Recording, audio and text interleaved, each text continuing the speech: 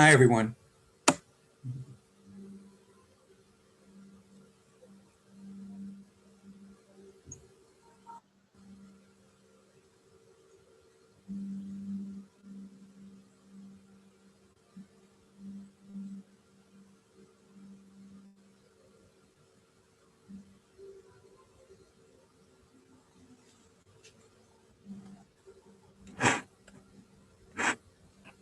Hello, everyone. Hello. Thank you for being punctual. It's only been a day. I see we have 45 participants, so I think we're ready to start. This is the December meeting of the CB2 Land Use Committee.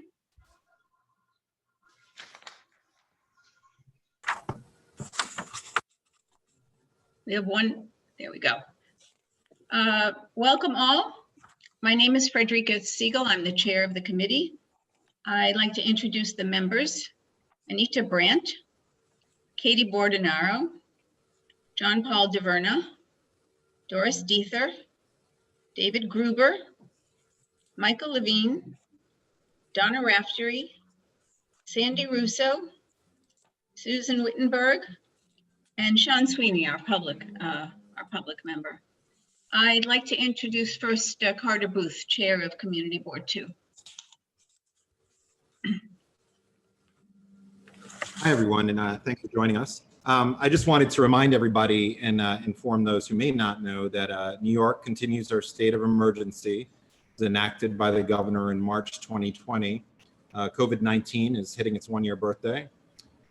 We meet tonight via Zoom because of Governor Cuomo's Executive Order 202.1, which has been renewed a number of times. It was initially put forth in March of this year, and that suspends Article 7 of the Public Officers Law, the Public Officer Law, which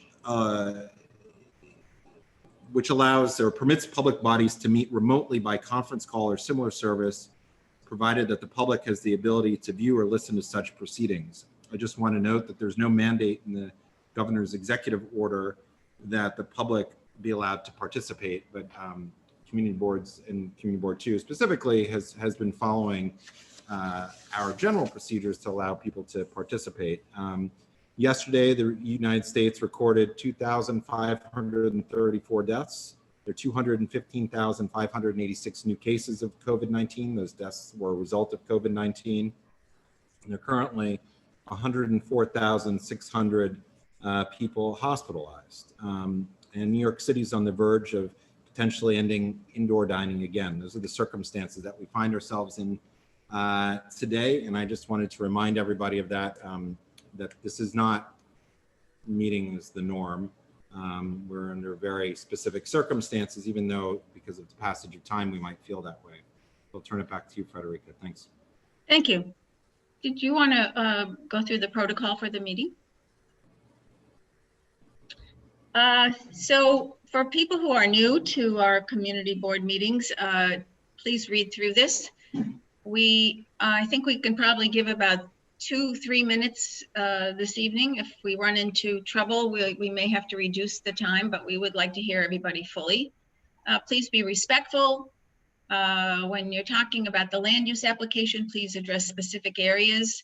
If you don't know how to raise your hand, if you go down to the participants box at the bottom of the screen and click on it, you'll see that. And when you're finished, please lower your hand.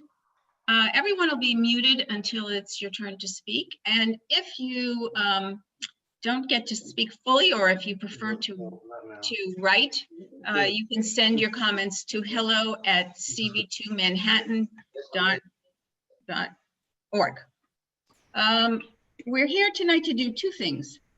One is to hear a presentation from the applicant for 2325 Cleveland. It's a private application for a text amendment to extend the boundary of Subdistrict C of the Special Little Italy District, known as SLID, to include 2325 Cleveland Place. And the way our meeting will work is that the applicant will make the presentation. The committee members will ask questions. When the committee members are finished asking questions, then we welcome questions from the public. And after that, and that's, by the way, this is the first of 2 presentations from this applicant. So whatever questions are raised can be answered the following month, and in January, we'll actually vote on this application. After that, we'll adjourn to the business session, at which point the public is unfortunately not able to speak. And at the business session, we will be discussing the Department of City Planning's draft scope of work for the SoHo NoHo Plan. So can we queue up? Is it Richard Lobel who's representing the applicant tonight? If we can have the applicants raise their hand. Great.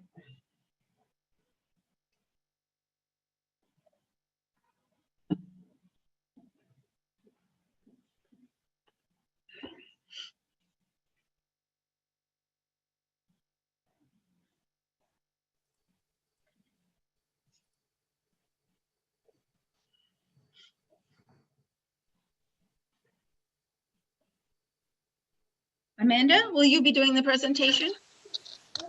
I will be sharing my screen if I have the capability. Okay, we can give you that.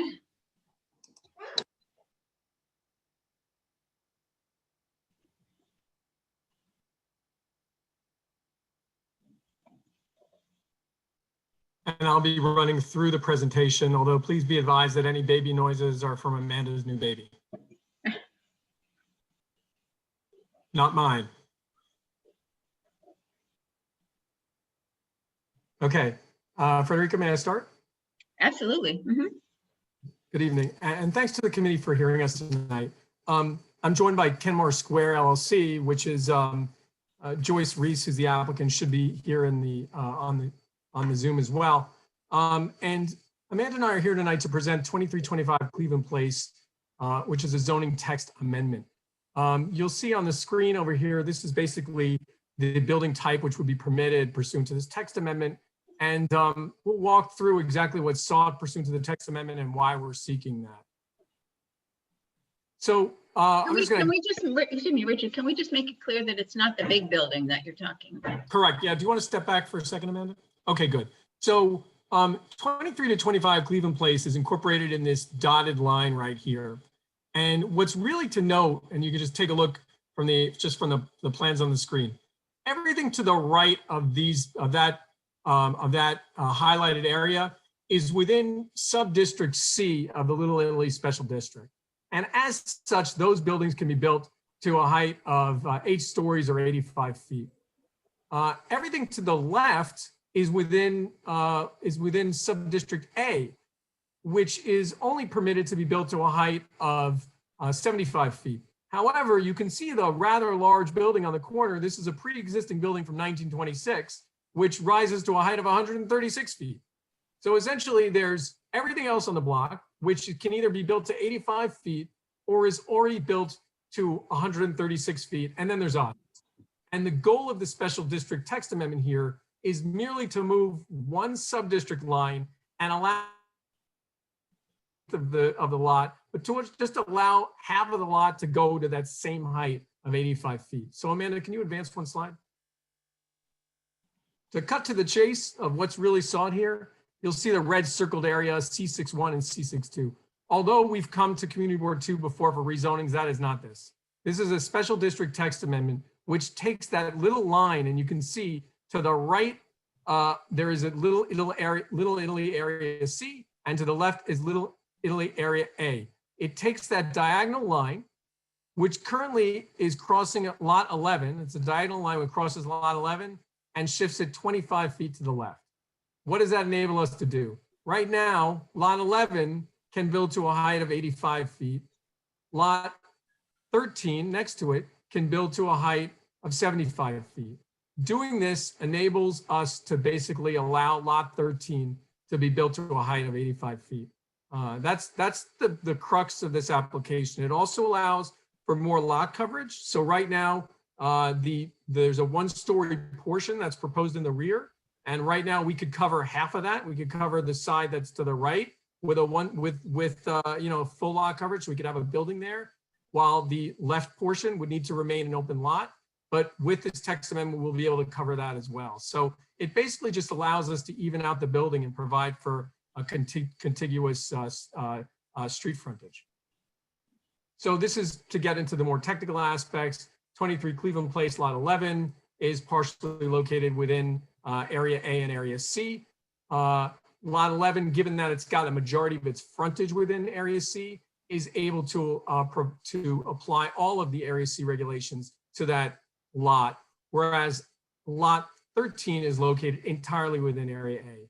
In the event, and you can see from the circled area in the bottom, that this special district boundary goes from 100 feet to 125 feet, that mere shifting of 25 feet would allow for the development of Lot 13, which is the northernmost lot, with the same development as is in Lot 11 to the south of that. So it basically, it provides for what amounts to be allowing for a uniform street frontage, which is actually one of the goals of the special district, which is that new development would be consistent with existing buildings, would allow for this consistent development. So that's really what we're seeking here. Amanda, you want to forward?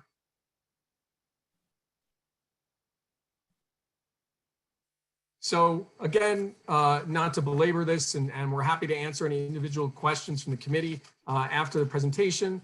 You can see that we're within the C61 and C62 zoning districts within the Little Italy Special District. None of that changes. Again, while committee before for rezonings, that is not this. The underlying C62 and C61 designation remains the same. The Little Italy Special District designation remains the same.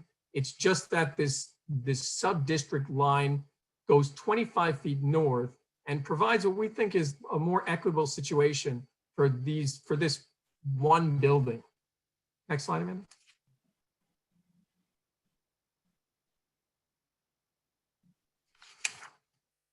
This is merely a land use map, which demonstrates obviously what we know, which is that there's quite a commercial character to Cleveland Place in this area. It just kind of shows the nature of the buildings in the area. Most of these buildings existing around our building are 7 stories in height, some 5 stories in height. And we note that those buildings along Cleveland Place should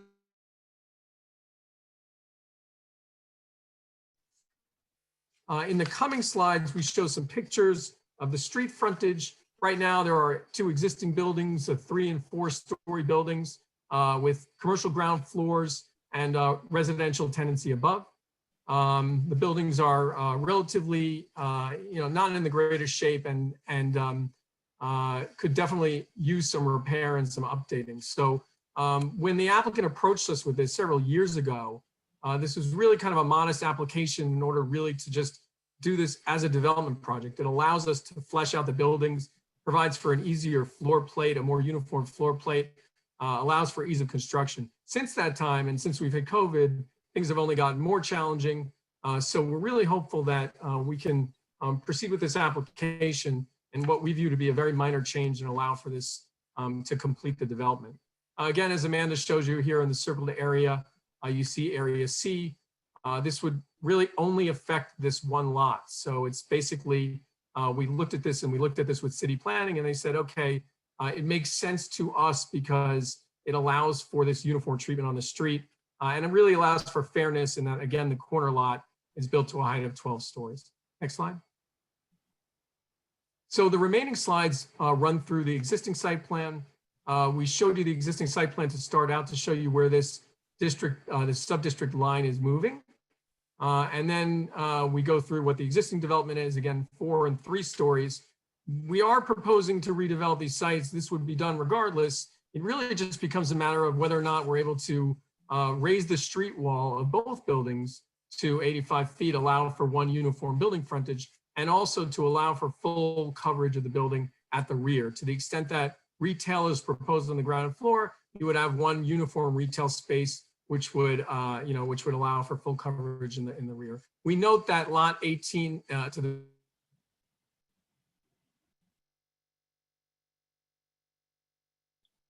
we're really not asking for anything that doesn't already exist within the area. I see that my connection is unstable. Hopefully everyone can still hear me. As we move forward, we just see the as of right plans and calculations, which would allow this commercial building up to the 7th story. And Amanda, if you want to fast forward 1 slide or 2 slides.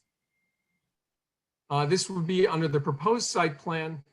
The 8-story building would cover the entirety of the frontage. So instead of having a split design with an 8-story element and a 7-story element, going forward, you can see the area now would involve 8 stories on the entirety of the lots.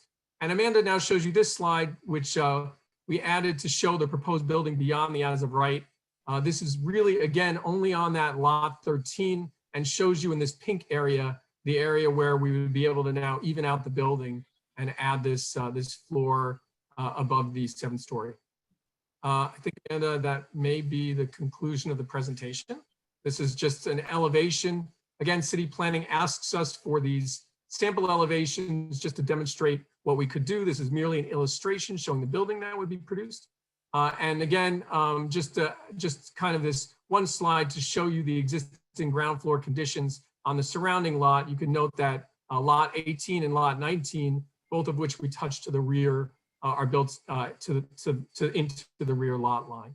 The only thing I'd note, Frederica, just to kind of close the discussion and open it up for questions, is that the applicant here did go out and obtain consent forms from surrounding neighbors. They obtained a consent form from the neighbor immediately to the rear. They obtained about, I think, a total of roughly 20 consent forms for people who live in and around the building. And those people were in favor of the application. We understand that community engagement is important. This is a local owner, and Joyce is happy to speak to the committee wish to hear from her. We're not talking about some big developer coming in and putting up a 20-story building. This is merely, again, to allow for evening out the building floor plate, and we're happy to answer any questions. Okay, I did distribute those letters of support, but they came in very close to the meeting time. But Sure, we understand. before we open it up to questions from the committee, can you go back to the zoning map? That Sure. shows the,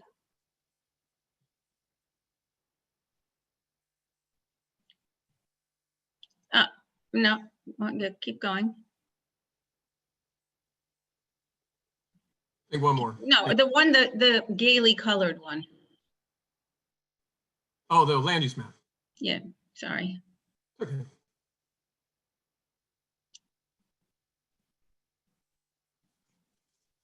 There. Okay, so you don't have a cursor, but we can see. Neither. Okay, we can see the site, and on that block, it's color coded so that everything on that block, that square block, is multifamily or residential or mixed residential. True? Correct. Okay, and you are proposing a commercial building. Yeah, I mean, admittedly, the zoning district would permit, as a C61, C62 would permit both commercial and residential. And when, God bless Joyce for entering this process several years ago, they've been waiting a really long time. And at the time, what made sense for them was to do ground floor commercial as exists on much of Cleveland Place. And actually, the application asks for, or says as an illustration, that we would have offices above, professional offices, use group 6A. Obviously things have changed dramatically since that time.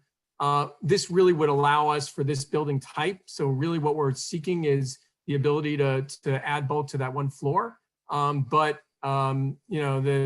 far as the commercial use, yeah, it would, the zoning district, the underlying zoning district would allow either office or residential in those upper stories. But you just said, and then I want to give the committee, you just said, there's a lot of commercial on Cleveland Place, and the map to me says otherwise. So let's. I think I'm referring to that peach color is indicating a multifamily with ground floor commercial as a frontage. I mean, if you right, ground floor, Yeah, what I'm sadly, talking I know- about.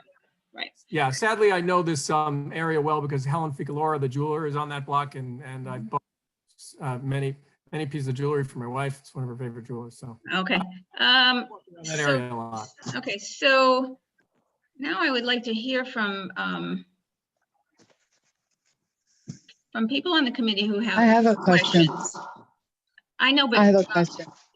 oh, that's you, Anita? Yeah, Okay, great. I didn't see your hand raised. yeah, Sure, yeah. go ahead. Go ahead. My digital hand won't go up, so I have All to right, fine. raise my I'm happy to. actual. Mhm. Yes, I should talk about the height of this building, and why the massing needs to be so I don't know, aggressive in a way, because it's right sandwiched between two really desperate buildings. And then you've come up with a third elevation instead of picking one and registering it and sort of, you know, making it fit in with the neighborhood instead of being sort of a new tooth, a new, you know, flashy tooth on this tiny little park. And I think that's in the section that you show where it's got the pink, Yeah. and that's almost like exactly the piece I think, you know, is a problem, because even on that block, I mean, there's 12, 7, 7, 5, 2, 5, 6, 6, 5, 5, 3, 3, and then now you've got 8.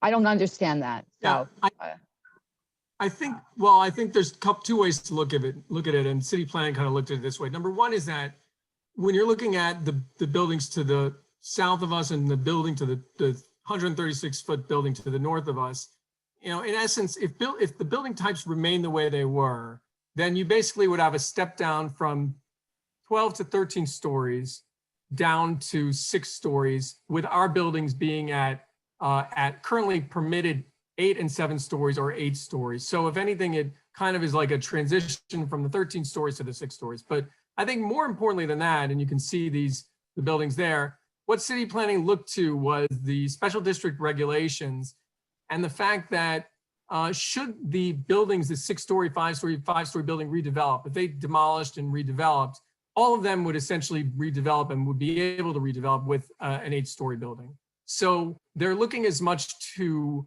future development and potential for development and what that street wall would look like. And right now, what it would look like would be 8-story, 8-story, 8-story, 8-story, 7-story, 12-story. So that's the reason that they said, okay, to the extent you have an actual project and want to actually develop this building, then we'd be happy to allow you to put this application through. Is that okay, Anita? Yeah. Okay, I see Michael has his hand raised. Michael? Yes, please unmute thank you. yourself.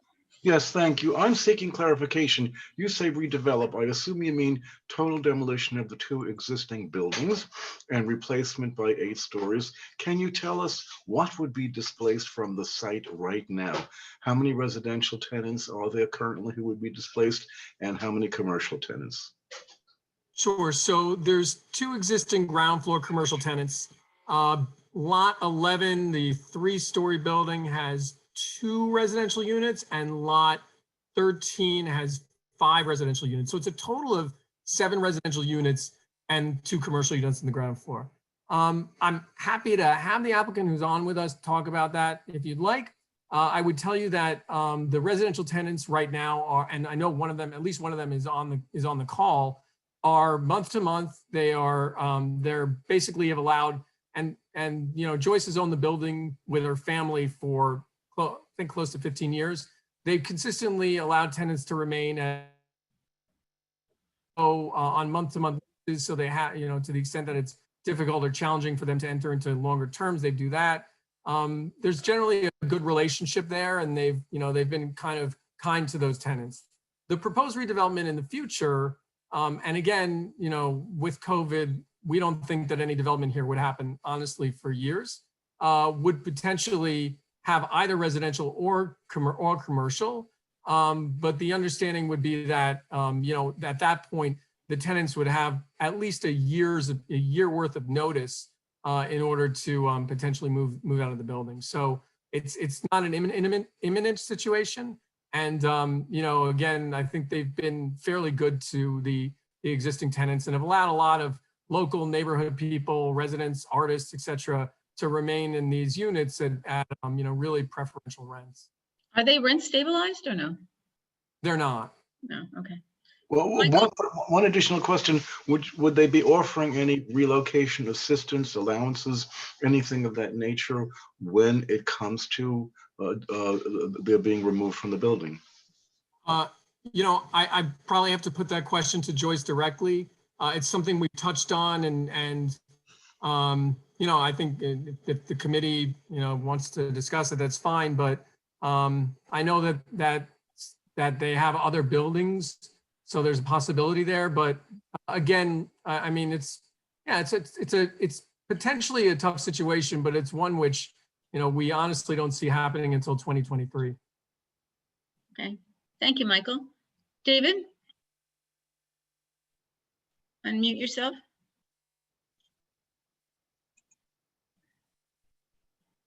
David? Hello, Richard. Hi. Hi. I have some questions. I'm always a little nervous. I have 2 or 3 questions. I'm always a little nervous about text changes. What else gets affected by your text change in the district? No other property gets affected by our text change. The tip of Petrosino Square, the triangular park, will be affected, but as it's parkland and unintended for any development, that wouldn't involve any practical effect. It's really just this lot. Can you go into a little more detail about that? Sure. Amanda, can you just go back to the land use slide for a minute?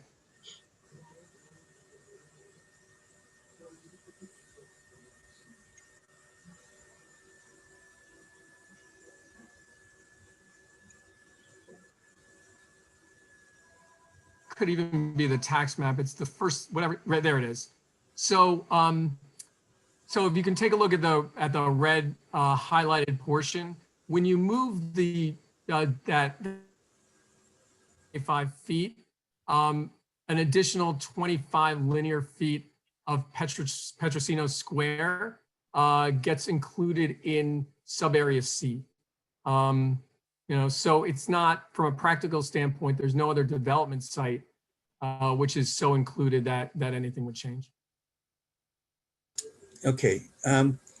So the graphic that you had before, you talked about and alluding to what Anita spoke about, your aggressive height and massing and bulk on this. So you said there was a 5, I don't remember, 5, 5, 6, and then there's a 9 and a 12. Did I get that right? Correct. 8 and a 12, but yeah. Okay. And there's 2 separate ownership patterns, and what your client is Joyce, but is Jackie your client also? Jangara? Yeah, it's Joyce and Jackie are brother and sister. It's the same family. Okay.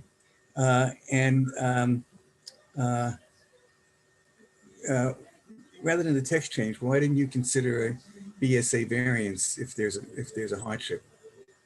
Yeah, I mean, we explored that, and obviously, we've been before the committee on BSA variances with some regularity, and it's always a preference. Here, though, there's nothing inherent about the lot itself. There's no uniqueness as far as the size or configuration that really would merit, BSA providing that type of relief.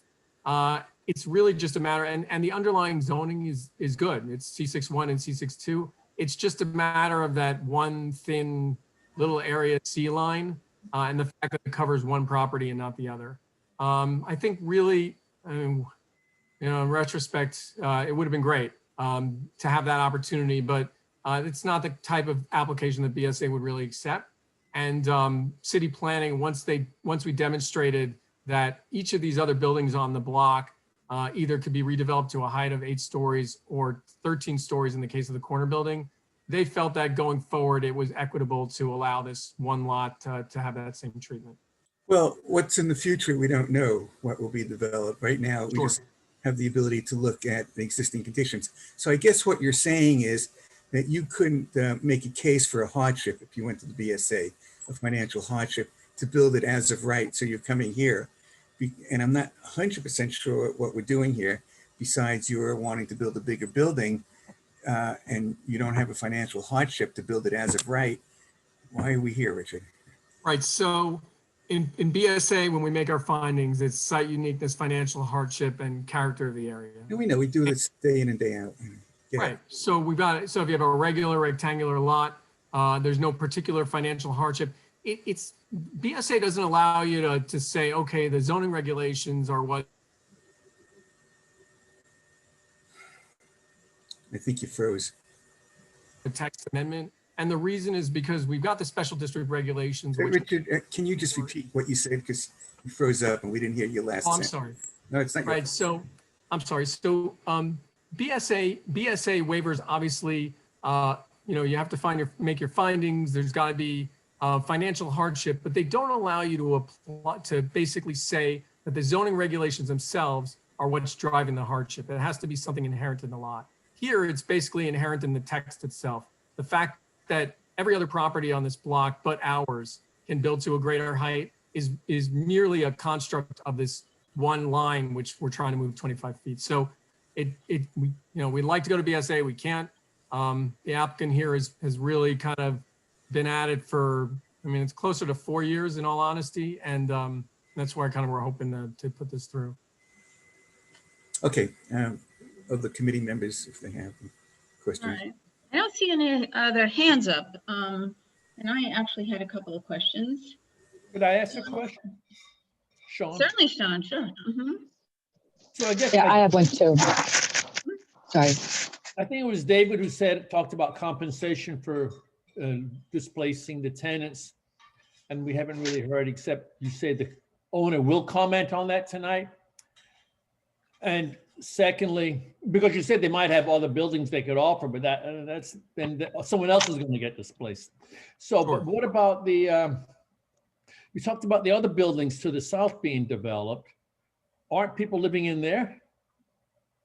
Yeah, there's no present intention of we don't control those Oh, sites. there's really no possibility of development if you have some property you don't own, assuming that landlord is going to displace those people.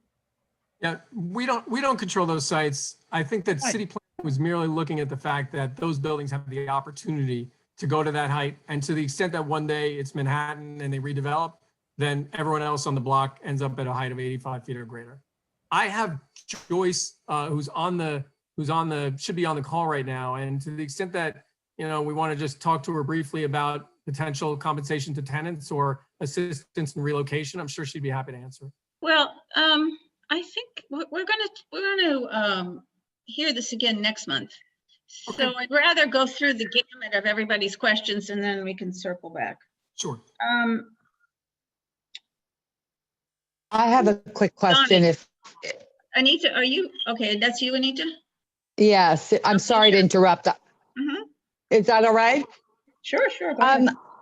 Okay, Richard, I'm curious I'm still on the massing because I Sure. think that's the biggest impact on this neighborhood. And you say, well, that'll be sort of the allowable, that's the allowable on this little strip. But from a city planning, from an urban planning point of view, it's a very special block. And it does face, architecturally, it does a lot of things. It faces a precious park. It backs up to Little Italy. It's right at a hub. So I'm just think that it's an important decision what the massing of that block looks like. And maybe it needs to push a little harder, or maybe it needs to be more respectful of the smaller buildings rather than being a big shiny new thing on this park. Yeah, we've talked to the owners about this and have discussed in the course of the application. So there's really like two things we look at. Number one is city planning. They don't ask you for plan, unlike a BSA application where they're stamping your plans. For something like this, city planning only wants an illustration of the massing. So we get that. To the extent that the committee, and understanding that the buildings in essence, could come down tomorrow and, you know, something can go up and as of right at DOB, you know, we are seeking this text change which would allow for more uniform development. I think, Anita, that, you know, the owners here expressed to me that they would be happy to have the recommendations of the committee and to really work with the committee if there were certain treatments that the committee felt were, you know, were more desirable for something that was, you know, on this block and in this area. So it's not, you know, this is not something where we're trying to jam anything, you know, into the area. It's like, we've got an opportunity here. They want to renovate these kind of dilapidated, longstanding buildings with something that, you know, that's going to be hopefully a benefit to the area. To the extent that there are things the committee would like to see, we'd love to hear them, and, you know, we'd like to have you know, talk about them. Okay, Donna, I see your hand and I'll call on you in a sec. I understand that the proposed uses within the building are use group 6B office on the upper floors and use group 6A retail on the ground floor. And apropos of what you might offer the community with 6A is bakeries, barbershop, beauty parlor, drugstore, dry cleaner, eating and drinking, and food stores. So why don't you talk to us about your intentions for eating and drinking for your clients? Or I mean, there's really zero intention. You know, they've started conversations years ago with potential tenants. Any of those conversations have stopped. There's local retail, and I think maybe in a Rapa store on one of the sites. There's, like, given this current situation, there's been no long-term leases that have been discussed or anything like that. So other than basically discussing local retail, they haven't really, as far as I'm concerned, haven't really expressed any kind of definitive statement going forward as far as, you know, we want this, we don't want that. I mean, as any person who has property and potentially a commercial tenant, you know, they would want as few restrictions as possible. But, you know, we understand that, you know, the neighborhood probably wants certain uses more than others. We're also happy to listen to that, but it's not like they're aching to get any particular use in there. Mm-hmm. All right, Donna, did you want to ask a question? Yeah, actually, that just brought up something that I wasn't going to ask, but there was just an applicant this month on our SLA committee for that space and for using the backyard who said he would be wanting a long-term lease in that space. So we just heard that this month. My question, aside from that though, was if you were to get this, that also changes the use of that building. Am I correct in that? It doesn't change the use pursuant to the application. So if any use that could go there, the 6B and 6A would be permitted before and after this application. I think actually kind of one of the side benefits of the application is that if you did have a commercial use on the ground floor, right now what's proposed is that they cover over the entirety of the ground floor. So to the extent, and so if you take a look at the slide on the screen, the right back rectangle in faded gray can be covered, the left one cannot. To the extent that the application is permitted to proceed forward, the intention would be to cover over the entirety of that ground floor and allow for full lot coverage in the back as would be permitted in Area C. So what you don't get, I guess, to the extent it's a concern, is you don't get any outdoor eating and drinking area or any, you know, any kind of like open uses in that backyard. The rest of the lots around that, or at least the ones to the north, already are built into the rear. So you don't get this like cavernous canyon effect where there's noise down there that would be amplified and potentially could bother neighbors. It's in a completely enclosed building. So Richard, now you're making an argument for an eating and drinking establishment that you just said there was zero intention of. no, I know it's more of just it's more of just a discussion because the SLA licensing was brought up and somebody who may have wanted a long-term lease. Was that like a rogue tenant who just went to the SLA? No, it's not. That's not. It's like they were told that this redevelopment is going to be an option here going forward. They still want to make, their application as they're able to do. They can bring whatever they want to the community board. How can you tell us there's zero intention? This is like insulting. No, Frederica, we're not trying to insult anyone. And the truth of the matter is, if the building gets demolished and rebuilt tomorrow, there's new uses that are going on there. Well, what is the square footage of the ground floor where there would be no eating and drinking? There's, it's 2,500 square foot lot on the north and 2,500 square foot lot in the south. So the actual coverage of the ground floor is probably something like 1,700 square feet. For the two addresses? No, for the one is 1,700 square feet, and then the second is 1,700. The one where the gentleman sought an SLA license. And by the way, again, to the extent you want to admit Joyce Reese to the conversation, I think she's on the Zoom. No, that's okay. We're good Okay. with you. Okay. Can I just follow up on that though? Just because, someone can also put an eating and drinking place up on a rooftop. We've seen plenty of those applications as well in the back, and closing up that space, then you lose any light to any neighboring residents, and air in there. So, but the use groups also change if you get this. Don't they? I mean, you'll be able to add more use groups in. The use that are permitted in sub area C that aren't permitted in sub area A are not ones that you would find in this building. So we were asking for 6A retail on the ground floor, which is, like any use group 6 you'd find on the ground floor, and 6B office use above. The uses that are permitted in the the uses permitted in the building pursuant to C, and you'll excuse me as I look this up, include 6D and 8, which is not, aren't uses that people would use the building for 6A and 6B. They wouldn't use them for 6D. And 10 and 12D. Okay. Yeah, Wait. 10 and 12D. Right. Wait, the uses now are 6D and 8, you said? No. The uses right now are use group 6 ground floor and residential use group 2 above. The uses that would be sold forward would be 6A on the ground floor, 6B additional office space above. All right, Donna, sorry? I'm sorry? Well, No, in my the only point paper, is that those uses exist both before and after moving the line.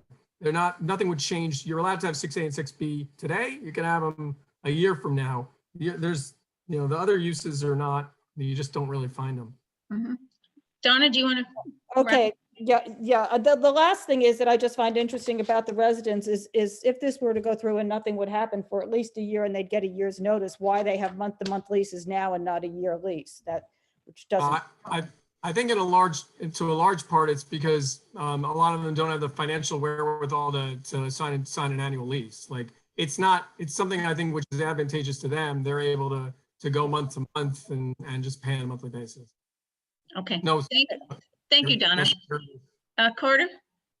Yeah, I just had a question. So, Mr. Lobel, just from what you had represented there, is your client willing to submit a letter to us, to the community board, and stating that the liquor license application is inappropriate? I don't think they would do that. I think they don't have a lease, correct? And you're just saying they don't have a lease, and it's not your intention to offer them a lease. So why wouldn't you?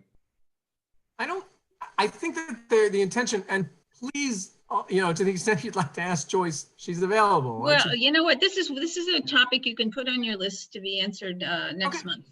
Okay. That's fine. We're happy to answer the question. There's no trying to be evasive. It's more like, first of all, we may get rejected for the special district text amendment, in which case we would like to have a commercial occupant. Second of all, my understanding is that the discussions with the tenant are such that should there be any redevelopment of the property, they would be forced to leave, and they understand that. Mr. LaBelle, that's just patently false, because the applicant had no idea about this application. That was their representation. So you're pursuing a commercial tenant, promising them a lease. They're looking at the space. You come before us for an application for a liquor license, and you've got this application before us also. And now you're telling us you've discussed this with that potential tenant, which is wrong unless they lied to us. Well, so can we have the owner talk about this? I don't I'm really not well versed in this tenant. Can we please have the owner get on? Okay, now let's just hold this, let's hold that Okay. for now, if you don't mind. Sure. Carter, is that basically your question? Okay, Katie Ordinaro? I'm going back to the same topic because, Mr. Lobel, I sit on both committees. And if you come back to us with this topic, I mean, Carter asked for one thing in writing. I want you to bring us something in writing that shows that Mr. Schaller knew about this redevelopment, because I agree with Carter that he was totally blindsided when we asked him about your application, the application for tonight. So we would need something dated in writing that he knew about it beforehand, because of the quality of our conversation with him last week. It was only last week that we spoke to him. So the liquor license is actually very important to us, because we're hearing both things in the same month, and we're hearing different pieces of information on both sides. Yeah, I get it. I just don't know what the objection is to having Joyce Katie, actually get on the call. wasn't there something about a garden in the back? Well, they wanted to put eating and drinking in that backyard, and you know, they had been told, they were under the impression that it was possible. We don't think it's possible on a lot of levels, but that was another whole area of there was another whole area where he had not been given all the information he needed. So you know, this is clouded. It's muddied your waters for sure. Right, Well, and let's move on, because we have other parts of this. That's true. Why But I don't want have application to to be sure that consider. he comes So back why with you the don't right have the owner information. just speak to this for a minute, Frederica? She's We actually. will. We'll bring Take up the all time the to get issues, it. and then we'll bring on the owner. Okay, for sure. Susan Wittenberg, do you have a question? Sorry, I should have lowered my hand. I'm on the committee, the SLA committee too. And, you know, just to be clear, the applicant was stunned when we said we were coming, it was coming to land use this week. And it's not a little casual restaurant. I mean, it's a big serious application, and it's a fancy food store with a full liquor license. So Okay. anyway, no, I won't say anymore. Okay. Thank you. I apologize. I apologize for the misunderstanding on my part. Obviously, I don't have the full story, but again, we've got the people on the call. Okay. Michael, did you have another question? Michael, Yes, one quick question for Richard. Will this project go ahead in any shape or form if the zoning text change is not approved? Yeah, I think it would, Michael. I think there would be redevelopment at the site. It would basically just involve an 8-story portion on number 23 and a 7-story portion on number 25. And it would still be the same uses, commercial. Same uses. Same uses. Yeah, it really is to even out the building. Okay, thank you. It is. It's to make it a kind of an easier building project. I mean, it's a tough site, so we're trying to make it a little bit easier on the applicant. okay. One last question, and then happy to bring on the owner. Are there any windows in any existing buildings that would be blocked by this, by your new building? Yes. Or any fire escape routes that would be blocked? No fire escape routes, but there's windows on the building to the north that, in an as of right context and in a proposed context, would be blocked. How many windows? Amanda, I don't know. Do you have the numbers on the windows or no? I believe the difference, and this was just going from like Google Street View and general measurements from the plans, it was an additional 3, I believe, that is the difference between the as of right and the proposed. Well, what's the total? I'm not sure of the total, just the differential was 3 windows, I believe. And we can provide that information to the committee. We can look further into that. And those are lot line windows, or? They're lot line windows. Okay. All right. Does anybody have any more questions? Oh, do you have a certificate of occupancy for this building, actually? I don't know if we have a C of O. All right. And can you also put on your list for next month to tell us Sure. the window situation? Sure. Okay. So the committee has no more questions. Can we hear from Joyce, and really, we have to look at the merits of this application, not just the eating and drinking aspect of it. So, Sure. Yeah, of course, of course. It's just one so aspect of it. can Joyce raise her hand?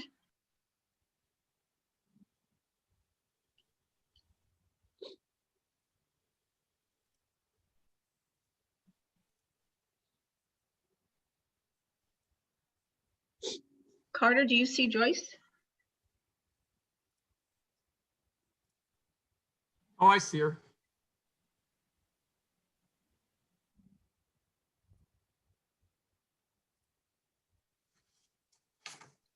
Hi, everyone. Yeah. Do you see me or hear me? Mhm, yes. Okay, so I wanted to introduce myself. I'm Joyce Reese. I'm one of 3 owners of the 2 properties, 23 and 25 Cleveland. We've owned them since 2006. We are heavily invested, mostly in downtown area. We have been in business for over 30 years. We have developed, renovated, managed all our properties hands-on. You know, we have a long-term outlook. We're not, you know, a faceless institution that's here one day and gone the next. We're really we have a long-term outlook. All good, Joyce. Can you And, tell us about the Sure. conflict here? What conflict? So this text amendment has been going on for over 6 years. So we can't be expected to just stop. You know, it's an if situation. If it's approved, not approved, development doesn't take overnight. It'll, you know, take us at least 2 years out to start. Well, ample time to give any of our tenants, which are actually all, you know, most of the residential tenants are all month to month. A lot of them we know, they're our friends. We put them in there with heavy discounts. So we're not displacing anybody. Anyone that wanted to live in the building, they knew long-term we may develop it. There's a cancel clause for the retailers, you know, with a, so everyone is pretty much aware. Can you talk, had a please, question about Joyce? the Yes. liquor. You Yes. had a question, okay. So that's what I was telling you, that this is a long-term plan and we can't be expected to stop. We need to continue looking for tenants. The space has been empty. We were, just like everyone else, very hit with COVID. And 23 Cleveland was actually empty for 6 months. So we have to look for new tenants. And those tenants, if we are to take them on, I believe he may have not been an amendment, but down the road, he knew possibly that we would develop it. And if we were to issue him a lease, he would have a cancel clause in that. He would knowingly, you know, no one is in the business of hiding anything and surprising anyone. So, you know, it's their prerogative to go out and get a liquor license, and it's their prerogative to take a lease that has a cancel clause. So I don't see any conflict. Excuse me, a person is going to go, they're going to fit out a restaurant, and then they're going to learn that the building is going to be demolished? It's their choice. We would tell them when they take a lease on, our retail leases have cancel clause, demo clauses. They're called demo clauses. In that respect, there are many business people who will take on a certain location to be there, even if it's just 2 years, because it makes sense to them. And knowing that the landlord, if they would develop it, has a cancel clause that would pay out something to the tenant. That's very general practice. But this tenant said to us during his presentation that he wanted to be here for the long term. He was not aware of this at all, that he wanted to invest hundreds of But thousands. it could be long-term. We don't know. You have not Right, approved. but you guys, your representative said that it had been disclosed to him, but it had not been. So that's what we just want to clarify, that there's no disclosure that this was. No, there's always disclosure. I mean, this is very early. We didn't even have like a, So their application was premature to us then. maybe, yes. They wanted to see if, and that's their prerogative. Well, generally, one would need a letter of intent from a landlord, at least. There were discussions, yes, there were discussions. letter They of were intent. looking to, and we definitely disclosed. I wasn't in the conversations, but no So there's one no is. letter of intent for the Yeah, applicant? no, it's not in any landlord's prerogative to take a tenant and then kick them out. That doesn't make any sense. So he would be fully aware of the ramifications. But he wasn't when he came to us. Well, I don't know who said what to him. Well, that's what he I don't said know. to If you us. say text amendment to someone that's not in the real estate business, it's like jargon. How Did about demolish someone the building? explain to them? It's a demo clause. You know, Yeah, it's a demo clause. and They would have had it. every retailer knows that clause. Yeah. All right, I want to go on to hear from the public, and I see a few hands raised. And So- sorry, I wanted to say something else. Sorry, Mhm, Frederica. sure, sure. I really appreciate everyone's time. I wanted to add to Richard's, to everything that Richard, all the information Richard gave, that really, these are older buildings that are not landmark. We've had a lot of experience in landmark and historic buildings. The community is very important to us. If the community thrives, we thrive. As I said, we've been downtown. All our properties are downtown in the SoHo, Nolita, Lower East Side area.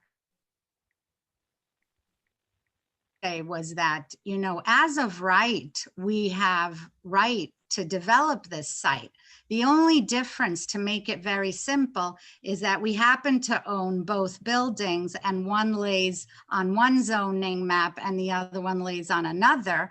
One, we are allowed to build to 8 stories. The other one, we're allowed to build to 7.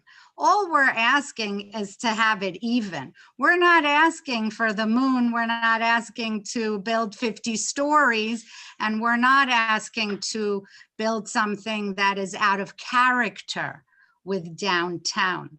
We well appreciate and respect to retain the characteristic of downtown. That's very important to us. That's what I wanted to add. I wanted you to know that. All right, Joyce, thank you very much. We're going to Thank move you. on. If there's no more questions from the committee, I don't see any hands raised from the committee. I'm going to move on to the attendees. And when you speak, please identify where you live. James Andrews?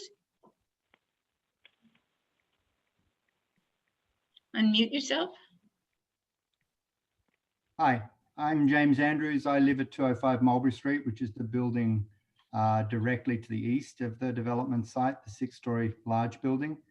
My first point is Richard suggested that there was a letter of consent from the abutting rear owner.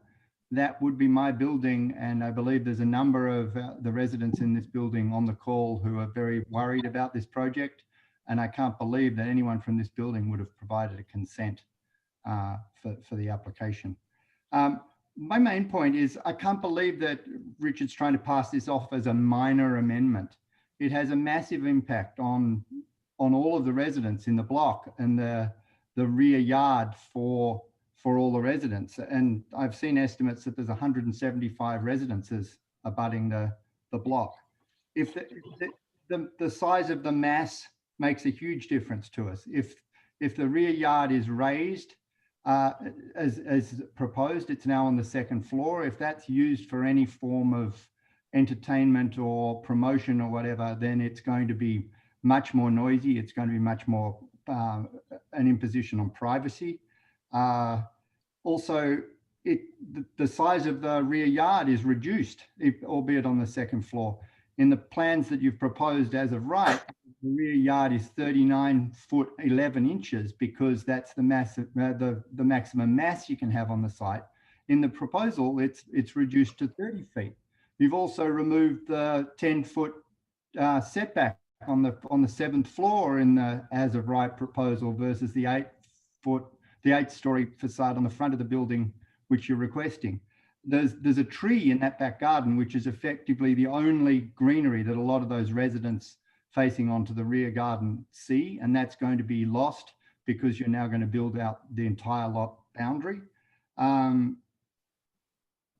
think that's probably it, but to suggest that this has a minor impact and to suggest that the 1926 building at 13 stories allows you to then put something in between a 5- and 6-story building on the Cleveland Square side of the lot just astounds me. It just is not in keeping, and the rest of those buildings, as was suggested by the committee, are not going to get built out from 5 and 6 stories to anything higher. They're full of multiple tenants. The chances that all of those tenants and potentially owners are going to disappear from those buildings and allow those buildings to be redeveloped into something massive is fanciful. Okay, thank you very much, Thank Mr. you. Andrews. Patricia Lansing? Unmute yourself. Yeah, this is Garrity Lansing. So I actually have a question similar to James. It was suggested before by the architect that he got over 20 letters of acceptance or support for this. We're on the abutting building 205 Mulberry, and no one in our building is for this whatsoever, to block our light and to have it abutting our building. And I've also talked to people at 60 Spring and also just south of us at 201 Mulberry. So all the people I've talked to are 100% against it. So I'm curious, who are the people for it? You know, we might be able to put that information up on our website. Great. If the architect could just address that, and from which buildings are people supportive of this idea? He is not the architect, by the way. He is the zoning attorney. Sorry, the zoning attorney, excuse me. Richard, if you want to answer that question, unmute yourself. Sure. I can read off some of the addresses. Give me one moment.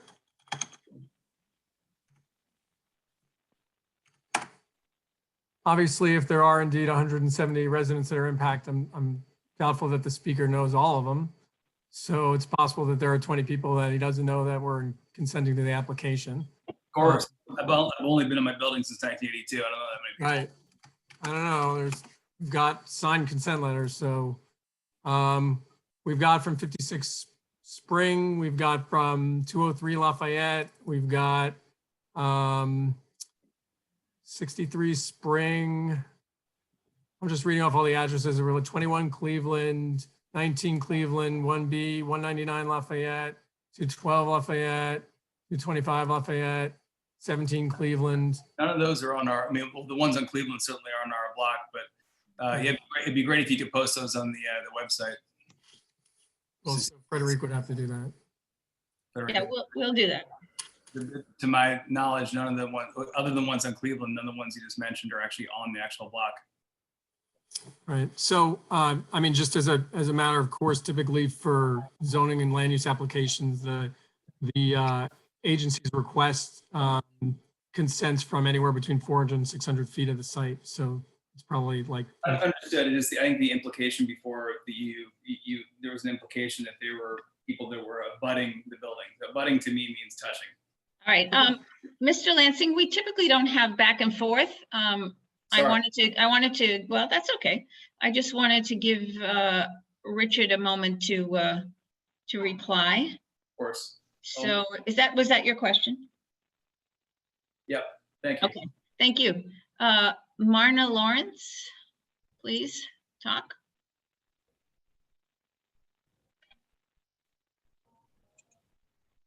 Marna, please unmute yourself. I think I know that by now, sorry. I Right. live at, can you hear me? Mm-hmm. I live at 19 Cleveland Place. 1B is presently being rented, as far as I know, by the owner of the restaurant downstairs. At least he's responsible for it. I've lived here since 1980 and have seen many transformations of the use of the rear yards. Over all these years, I've also seen a small, beautiful tree that was just talked about grow alongside smaller trees into a large, magnificent one, a treasure for all of us that surround the courtyard. I write to state my strong opposition to this application. It's the wrong time and the wrong location. There was an article this week adding Goldman Sachs to the list of Wall Street firms looking to move from New York City, leaving a growing number of office spaces empty. So the question must be asked of the applicants, why would they want to risk spending so much money to build an 8-story office building, knowing that they would have difficulty renting out the spaces? There's also a glut of luxury apartments, affordable housing. I'm sorry, there's a glut of luxury apartments. And the elected officials and the mayor cry out for more affordable housing. So why would the city enable them by contorting the zoning in this location within a neighborhood that is and has always been primarily residential? The Special Little League District is primarily residential, consisting of 4 to 5-story walk-up apartment buildings with retail on the ground floor. It's always been that way, and I don't know why we would change it. The SLID zoning resolution exists to preserve and strengthen the historical and cultural character of the community, permit rehabilitation and new development consistent with the residential character and scale of the existing buildings in the area, provide amenities such as public open space. By the way, 225 is out of context and the only building that it pretty much, except for maybe at the outer edges of Little Italy, that is that large. This oversized commercial development would serve to do none of these. Even 225, originally a commercial building, was converted to residential. 75 Kenmare Street is one of the most recent new developments. It's residential. The bottom line, if approved, the development would take over one of the few open spaces in the Little League neighborhood, and it would also threaten the existence of much needed affordable housing. I'm glad that Mr. Lobo was at least honest in the beginning when he said that what they wanted to do, and it did sound like that in the beginning, to take on the entire block with use group, I guess it would be 10. In other words, large development, commercial development. And we already talked about how 19, 17, and 21 Cleveland Place would become as of right, and they would tear down and make that into group 10 type commercial developments, or at least someone will. One must wonder who they would be. There are 40 affordable apartments in these 3 buildings alone, 17, 19, and 21. Some rent stabilized. Residents would be displaced. Environmental impact. There are already too many HVAC units, havoc news on the lower level and higher level rooftops of the buildings, increasing the density of additional mechanical units sufficient to service an 8-story commercial building would only intensify the noise and create even more air pollution. And EIS needs to take place to determine what the impact would be on the residents surrounding the courtyard. Can you wrap it up, please? I'm sorry. I have to go to something that's very, very important. It has to do with the adverse history, and I hope you will bear with me, of 23 and 25 Cleveland Place. After Kenmare Square LLC purchased the 2 buildings, they decided, so the word was they wanted to build a hotel. They began to demolish 23 Cleveland Place, and they never, for some reason, they stopped. They never finished the project. They never replaced the 4th floor. And they were using, after a great effort of 70+ emails that I sent out and other people, that they were using the 3rd floor ceiling as a party space. So, and I already provided you with the records of violations issued to both buildings. 13 issued since 2007 at 23 Cleveland Place. Okay, Marna, I'm sorry. And then also additional, I'm sorry, but additional concerns and very, very frightening concerns have to do with their ownership of 46 Lisbonard, where they have been in Tribeca Citizen as being, as holding. Okay, all right, Marna. Number 1, you're welcome to, we have 6 other speakers and we have a big issue. You're welcome to send your testimony to hello at CB2Manhattan.org, and you're welcome to come back next month and Perhaps during that time, the Excuse me, I applicant did will send. address. Okay. All right, well, we have other speakers and I'm gonna have to mute you, I'm sorry, but you're welcome to come back next month. Let's see, Laura Tenenbaum? Laura, please keep it to 3 minutes.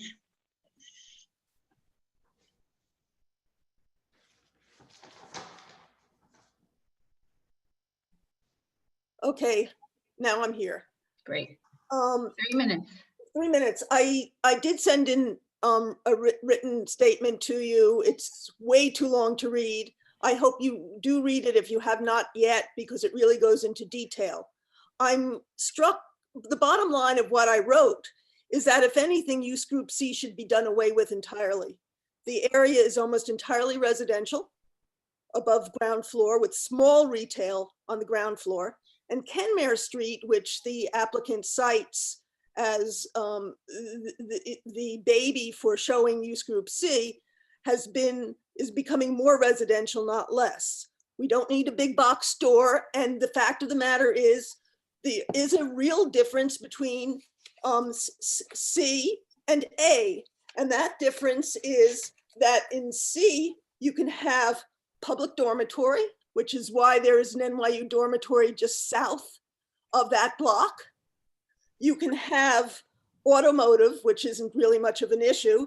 All of the parking lots, the parking lots and the garages on Kenmare Street were all converted to residential recently. You can also have use group 10, large retail. And while this is simply a moving of the line of C, what it does not really involve an application for use.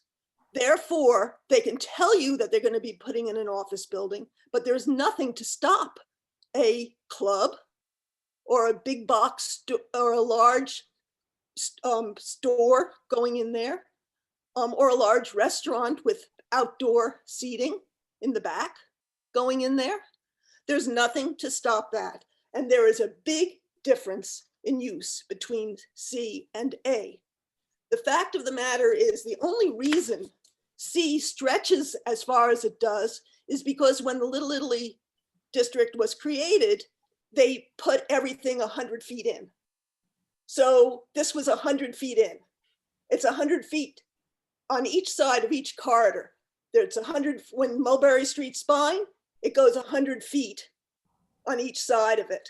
And that's the only reason it's there. The fact of the matter is, it's totally inappropriate. There was talk about the loss of open green space.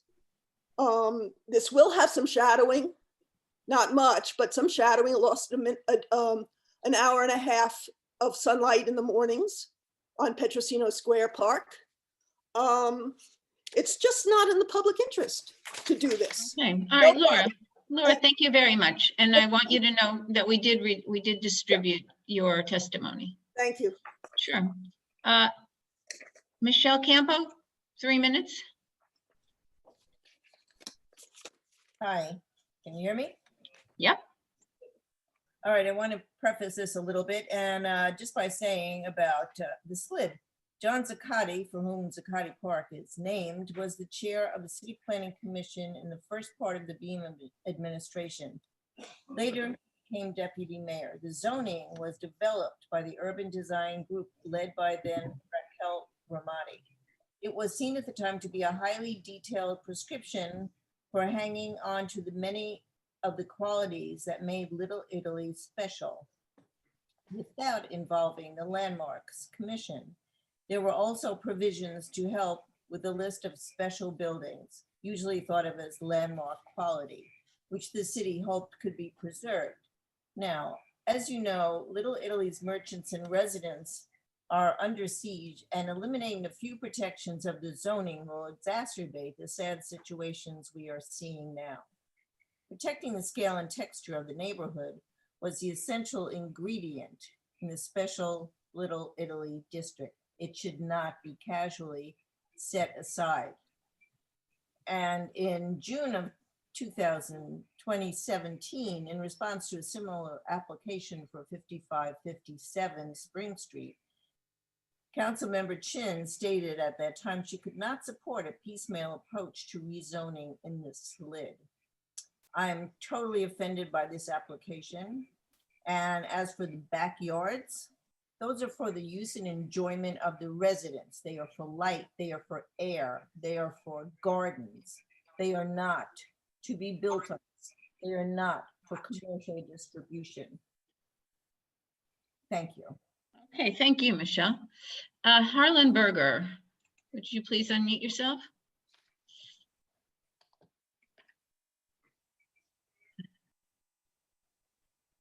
Harlan? Can you hear me? Yes. Okay. This is David Blatt, actually representing Harlan and Henry on behalf of. All right, what is your name, please? David Blatt, on behalf of Harlan Berger and Henry Hay. We're at 201 Mulberry, the retail. Okay, go ahead. You have 3 minutes. Okay, thank you. Yeah, no, so we wanted to voice our support for this project. You know, we think that it allows for more uniform development of the street, as was mentioned and discussed. The buildings to the south that have the ability to build to the 8 stories in the height, and with the coupled with the building to the north in excess of 130 feet of height, that creating a uniform height there would create a nice and even street wall. And I think that what the developers are offering to do here as far as the structure that gets built, being a green building, I think would be more accretive to the greenery and the green space in the area. And I'm not, I didn't see some of those images presented here, but some of the stuff that we have seen shows, green space on the roof and several trees in the back. I think they want to, spend significant money here to improve what's, currently, is a significant improvement to what's currently in place of what's existing. I think it would continue to allow the area to attract better tenants and continue to improve the appearance of the area. Okay, thank you. And what's the relation of Harlan Berger to this project? We abut to the east. What's the address? 201 Mulberry. 201 Mulberry. Okay, thank you very much. Yep.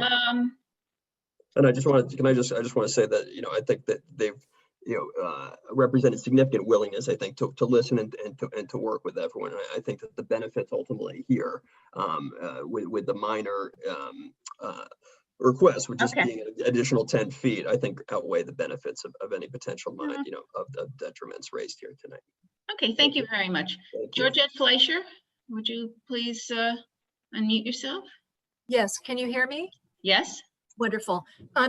I want to point out that there's been a history with the holder of the commercial space at 201 Mulberry with having product drops and parties back there and so forth. So I would raise a question about whether the gentleman who just spoke on behalf of this application from 201 Mulberry is an actual resident of the building or rather a commercial entrepreneur. I live at 19 Cleveland Place and have for 41 years.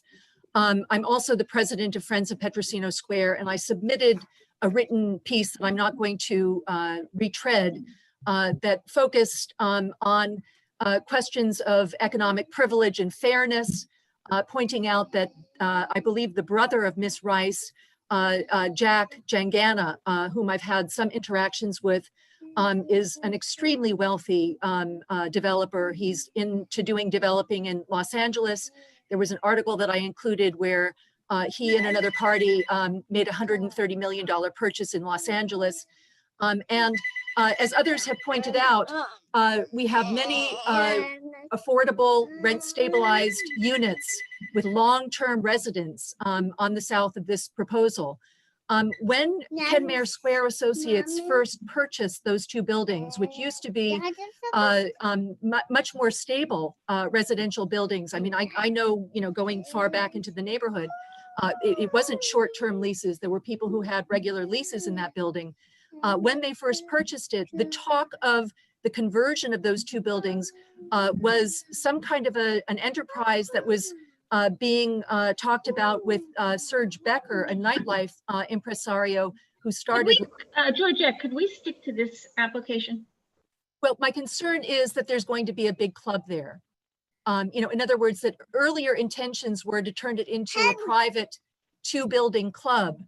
And I want to point out that I listened to the land use hearing, and Commissioner Levin pointed out a concern that use group 10 could be used with this text amendment, and that it could be a big retail or it could be a big club. That is truly a concern. Can I say something as an ownership? I'm sorry, it's not an opportunity for dialogue at this point, Joyce. But I just want to, but not now. Thank you. Georgette, will you wrap it up, please? Yeah, I want to echo some of the other comments that have made about the SLID. We've really run out of time.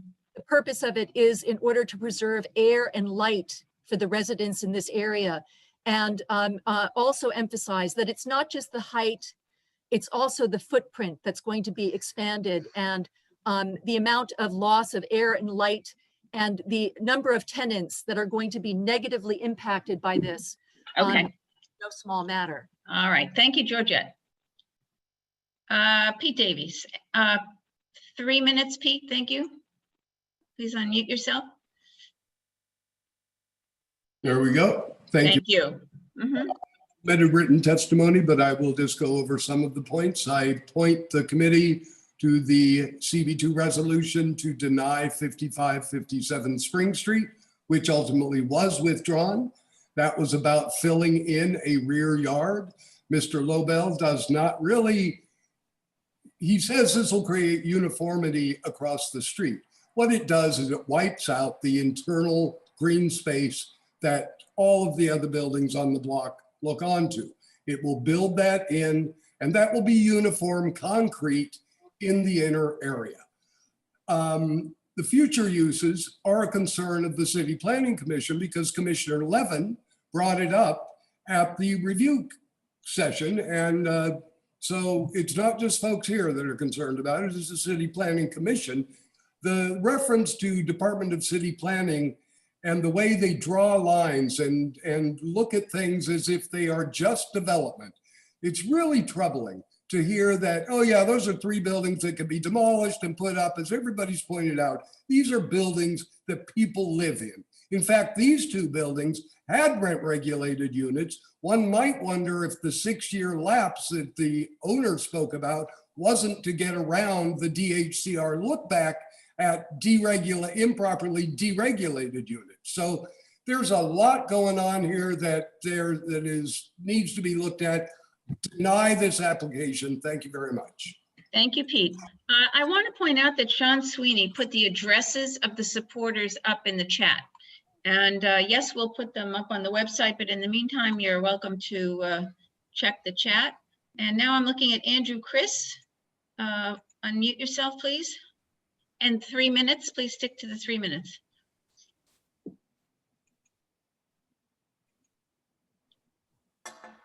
Hello? Andrew. No, my name is, hello? Yes, we hear you, and Yeah. 3 minutes, please. No, my name is Ken Brandman. I'm a 30-year resident of the SoHo area and a business owner. I'll be very brief, but the bottom line of this project is it's an as of right. They can take the buildings down and build another building. One of them would be 7 stories and the other one would be 8 stories. There's no, I have knowledge of the project. There's no rent stabilized units. There's nobody that's lived in the building for more than a year or 2. As far as the backyard, I'm sure the owners would save the tree that's back there, but I know in the past, there's been a restaurant there, Le Jardin Bistro, that used to have a lot of tables in the back, and I'm sure it was very noisy. So if they would close in the back to the retail, that would take care of any noise use from the backyard. And I'm sure on that setback on top, they would make a nice green area for people to look at. So I just want, and I know that this retail tenant that everybody's talking about when they rented the space in their lease, they have a demolition clause, and I believe that they have a buyout, and they went into that lease, knowing that, they signed and agreed to that. So I just wanted to say that. Okay, thank you. Paul, it looks like Paul Hallisey is the last speaker. Please unmute yourself. Hi, can you hear me? Yes, we can. Okay, my name is Paul Hallisey. I live at 17 Cleveland Place. I've lived here for 33 years. I just want to reiterate my concern about the scale of the building and the threat it may pose to the 3 buildings to the south, one of which I live in. I don't think that a commercial building is in keeping with the character of the neighborhood. I think only a residential building would be, and just reiterating my concern and the same issues that the other residents have raised. Okay, very good. We've heard from Andrew Chris, but he keeps raising his hand. So is this the actual Andrew Chris that isn't the Ken Brandman? Who wants to speak? Okay. Richard? Yes. Hi. I want to poll the committee about whether we want to discuss this any further tonight or just hear it the following month with the addition of our questions answered. But do you have anything that you want to say just in summary? Sure. I note that there were a lot of discussions with regards to potential uses at the site. This application is not about that. While we discussed ground floor commercial and office use in the upper stories, it is equally possible that this application at the end of the day could end up with, residential uses above. That has nothing to do with the application in that we're really just seeking an additional building type. Yes, the building would be taller. Yes, there would be potential coverage in the rear and the rear yard would decrease. But the 2 things I'd say were, number 1, for anyone on the block to the south of the site on 17, 19, 21 Cleveland, regardless of the outcome of this application, 23 Cleveland can be built full to 85 feet and full in the rear. So basically that happens regardless. This application is about potentially allowing that same type of massing on 25. It's already massing that could take place on any of these. And again, our application doesn't have anything to do with these other lots, but they're able to take advantage of that. There is a 750 square foot portion in the rear, 750 square feet, that currently cannot be covered, would be able to now be covered. I'm hoping that there's a room to discuss this with the committee, and I'm hoping the committee, realizes this in their recommendations that, to the extent that there's some concerns at the rear yard, it's possible that as one of the speakers said, covering the rear yard may be something which is desirable. I'm not making that judgment call. I'm just saying that, I want to just know what this is about and what's not about. It's about basically being able to fill out the building on the 25 Cleveland Place site. And to the one speaker who talked about environmental consequences, this doesn't trigger any additional review at city planning. The fact that they mentioned an EIS, is something which is provided for rezonings, which take place over 20 blocks.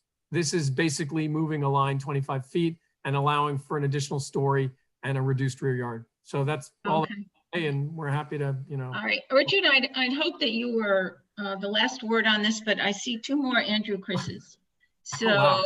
Yeah, so one of the Andrew Chris's I'm going to allow to speak. Hi, hello. Okay, 3 minutes. Okay. Well, my name's not Andrew Chris. I don't know how that name came on. Okay. My name is actually Noam Shamel. I'm the owner of 56 Spring Street, which is a building that is perpendicular to this and abuts it on the rear yard. So when on the other side of 225 Lafayette, touching that building. Spring. Yeah. So I'm calling to support the application. I'm in direct if anything would be affected, our building would be greatly affected. But what I do point out is it's a good looking building. It's adjacent to a large office building, 225. And I still call it office because that's what the original use was. And it would still be the use if it didn't make financial sense to convert it. But it got built as that, and it now stands as, other people have put it, an anomaly, just standing there all on its own, this big building. If anything, this would allow it to, would transition the rest of the block to lower buildings. The rest of the block is 4, 5, 6 stories. You have a 12, 13-story building and then a big drop next to it. I think it's, from city planning point of view, it would look nicer.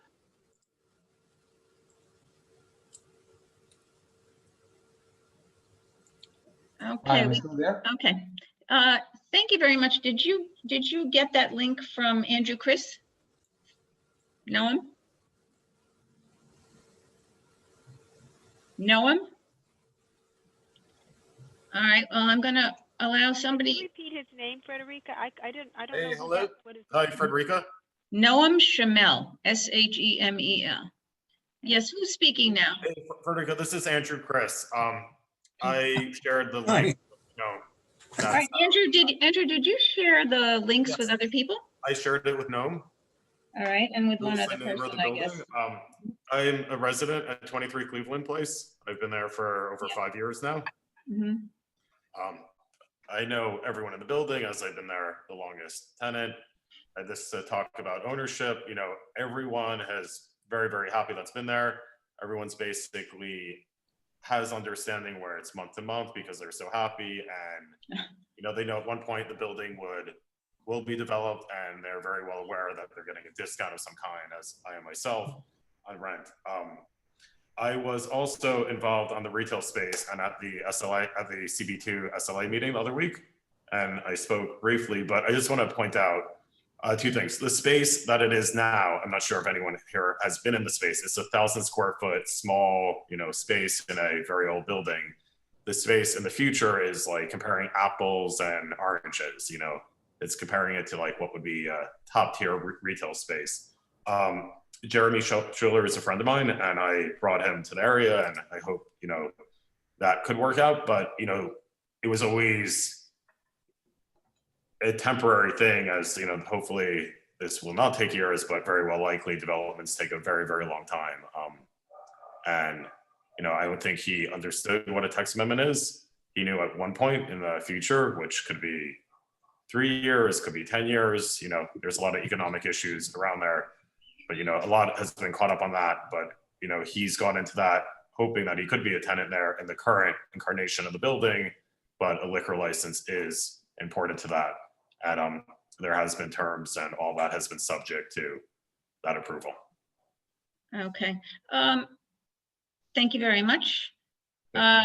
We have 2 more people that you shared the link with. Sorry, I sent, to a few people and I wasn't sure if they registered. Right. Okay, well, there's 2 people. They both have the same. Here, how about this one? Please unmute yourself. Yeah, hi, this is Noam again. All right, we've heard from you, Noam, so. I didn't finish. I was only on and then I got cut off. Did you hear the rest of? I only spoke about the use on being appropriate, based on having a good mix of office and residential in the area is not a bad thing. And city planning intended that by creating a C zone. And if anything, the corner building at 225 was that use before it got converted. And it got converted because it made financial sense to be converted. So that's one. In terms of being contextual on the street wall and height, I think it's contextual considering, again, 225 has a 210 foot or 125 foot, 130 foot street wall, no setbacks. And if anything, this building will be adjacent to it and allow it to transition to the lower, to the buildings to the south of them. And in terms of the rear wall, a building, first actually going down to 7 floors and then back up to 8 and creating a little sliver there of 8 to 10 feet in height, I think looks a lot worse than having a nice property that has an equal street wall height.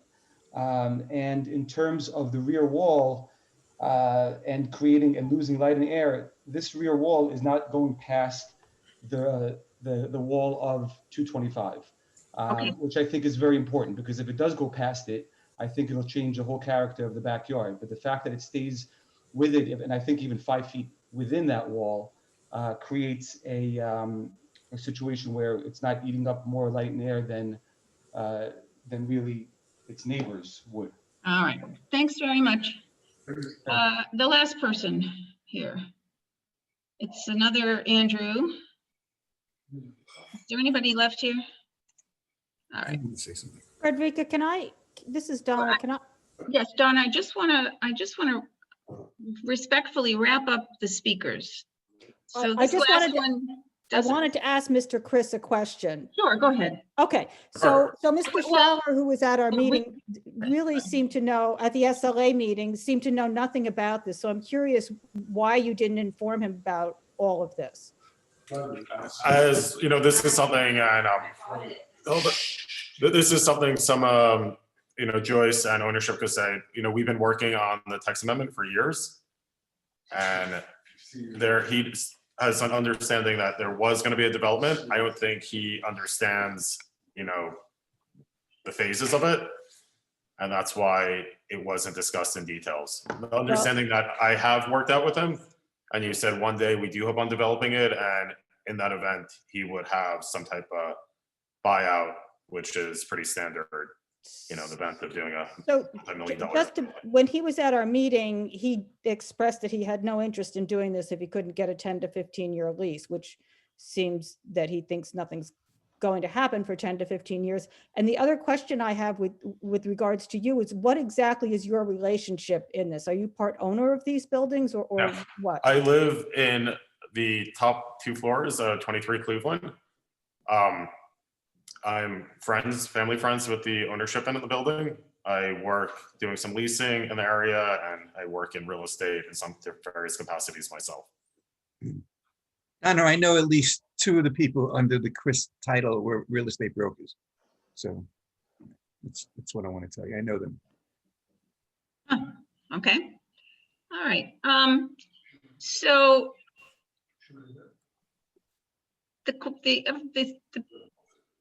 the public has spoken. The committee has asked their questions. Do we all agree, committee members, that we're going to that Richard has a few questions to get answered, and that we're going to see him again next month? Is there anything further that you want to discuss about this? You want to take a quick straw vote, Frederica? Actually, no, if you don't mind.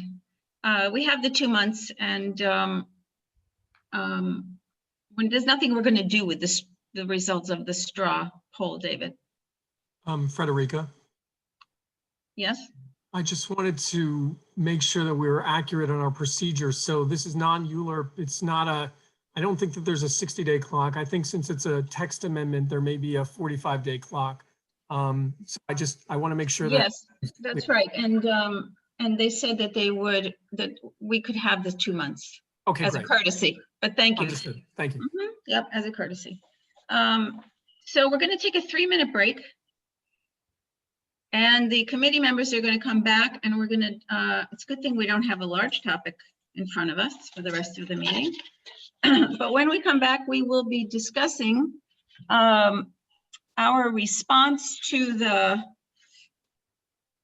city planning's draft scope of work for the SoHo NoHo Neighborhood Plan. And our goal will be to talk about any comments or edits we have, general edits.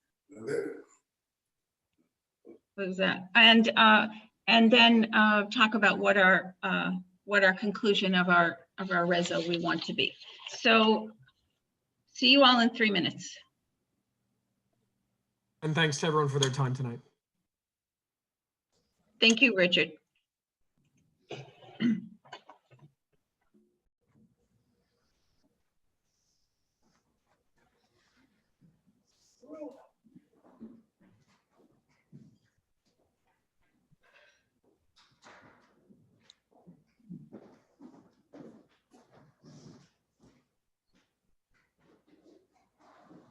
Carter, can you hear me? I thought a change in the zoning map triggers an EIS or an EAS. Isn't that a trigger for an environmental study? David, this is not a change in the zoning map. This is a text change only, and it technically does not trigger an EIS. It's not. Oh, I thought it is a change in the zoning map. It's a map that is incorporated in the zoning text. I know it's a little bit different than we usually handle, but it is not considered to be a zoning map change. It is an amendment to the text of the Little Italy Special Purpose District. Okay, I'd like to look further into that. But please do. It does get a little bit complicated. It's not complicated. I just don't know. It's, you know, they are changing the map as a matter of fact, not just the text. But I understand what you're saying, but I'll look into it.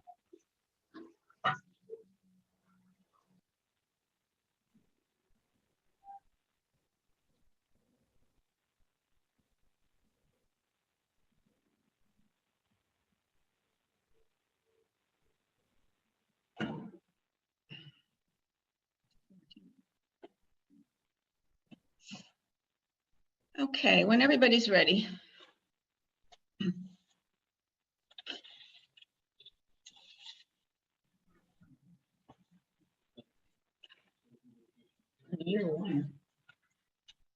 Thank you.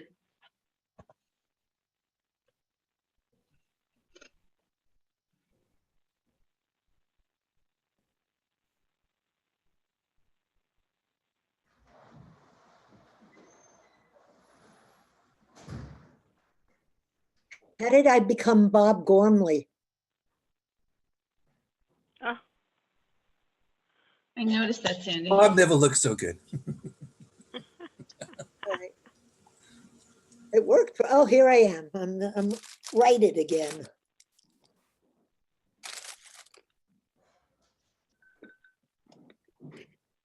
Okay, when you're ready to reconvene for the business session, please turn on your video. If you're a committee member.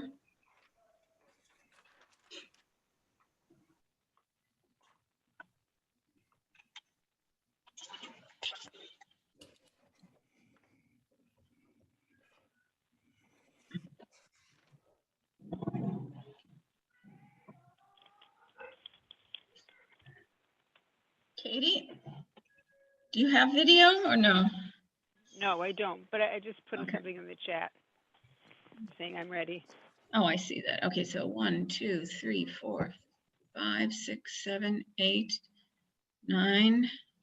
We've also, Anita? Yes, Carter? we also have Doris as well. Who's, Oh, good. All right, and Doris, can you hear us? Doris? She's muted. Okay, I don't see her.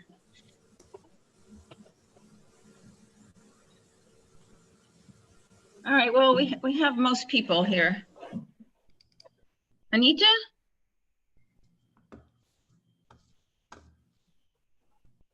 What's the matter? What's the Okay, matter? there You don't see are. me? No, I didn't hear you. That's the problem. Okay. Oh, All right, 1, 2, 3, 4, 5, 6. Okay. Doris is back.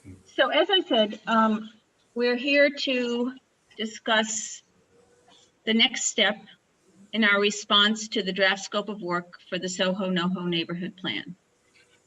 We have the reso, sent it out earlier in the week. It's a draft. If anybody has any specific comments on it, it would be great to hear them. And then after that, we will proceed to discussing our conclusion or to this initial process. So any comments, any questions? John I have a Paul. couple. John Paul? Hi, Frederica. I'll try to use the chat hand raise going forward. Thank you. Sure. Just in terms of timing and just where we are in the strategy, can you lay that out for us again? Well, our job is to get something ready for the full board meeting. And that's on the 17th. And coincidentally, the end of the comment period for this stage of the project is the 18th.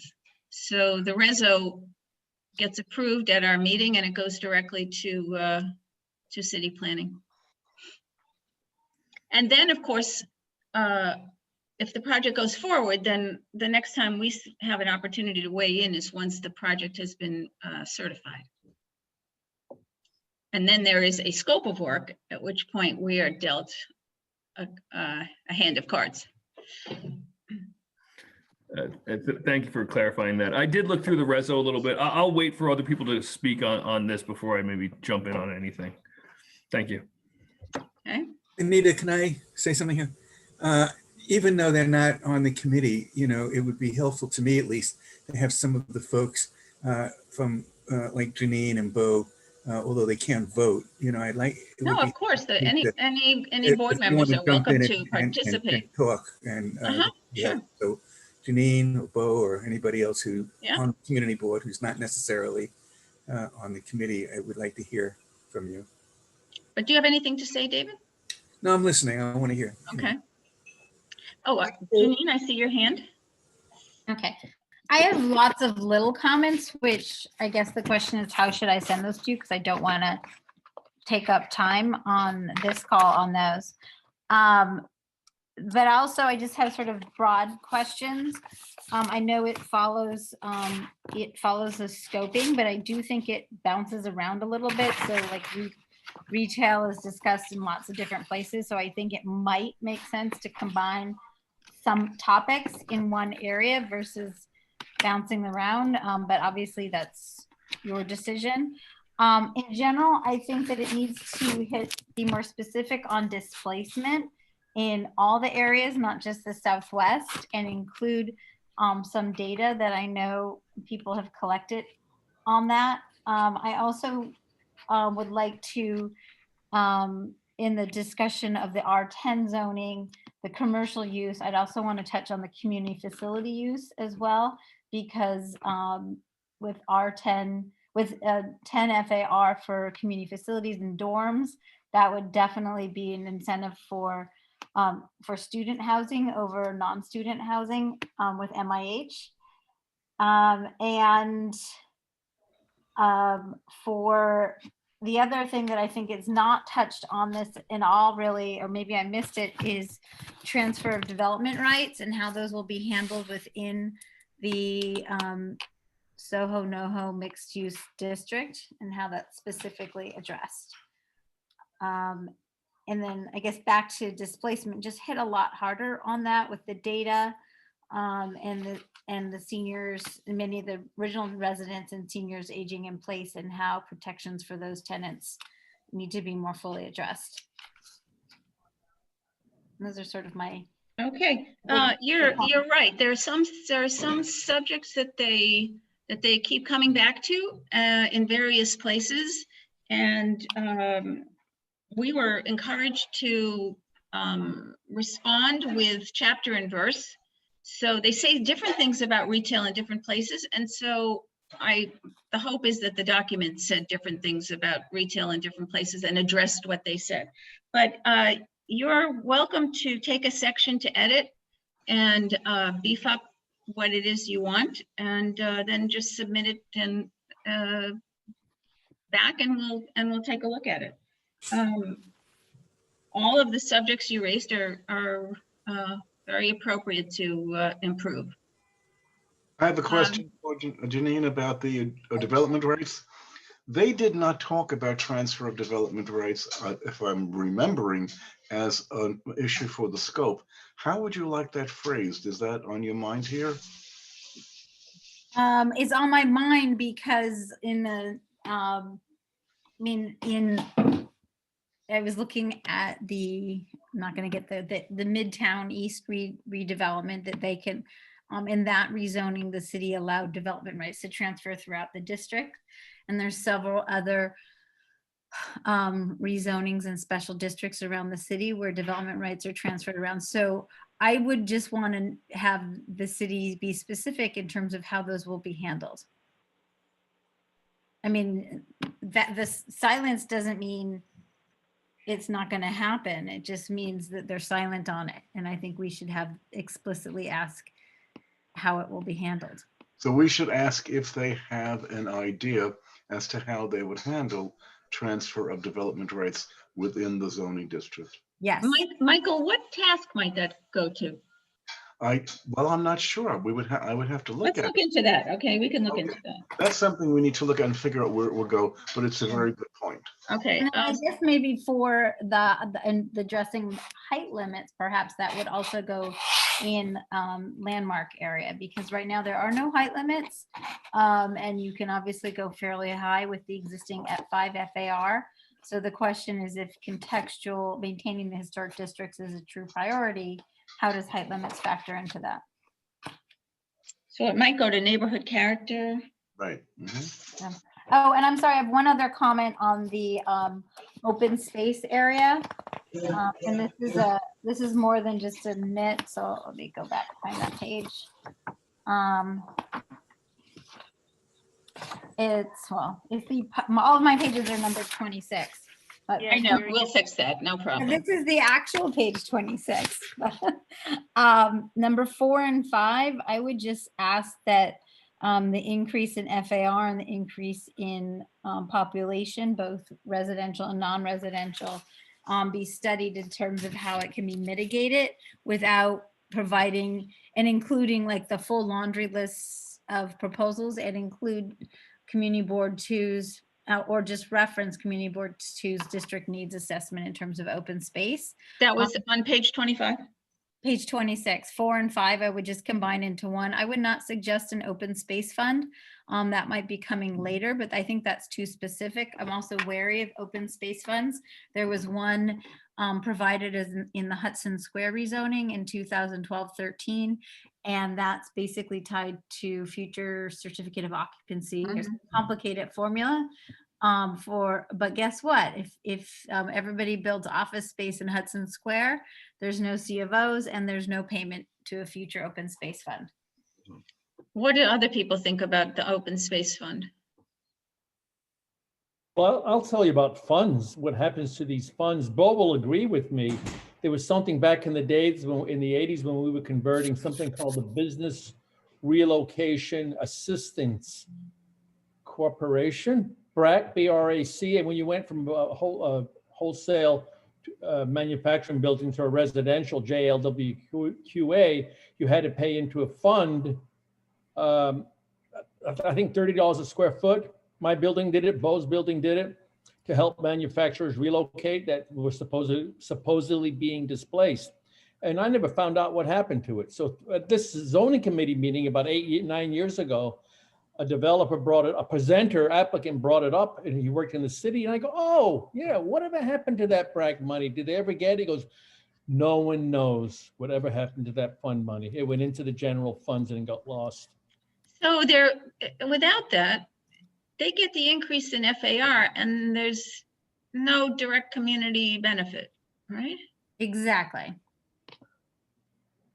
David Gruber.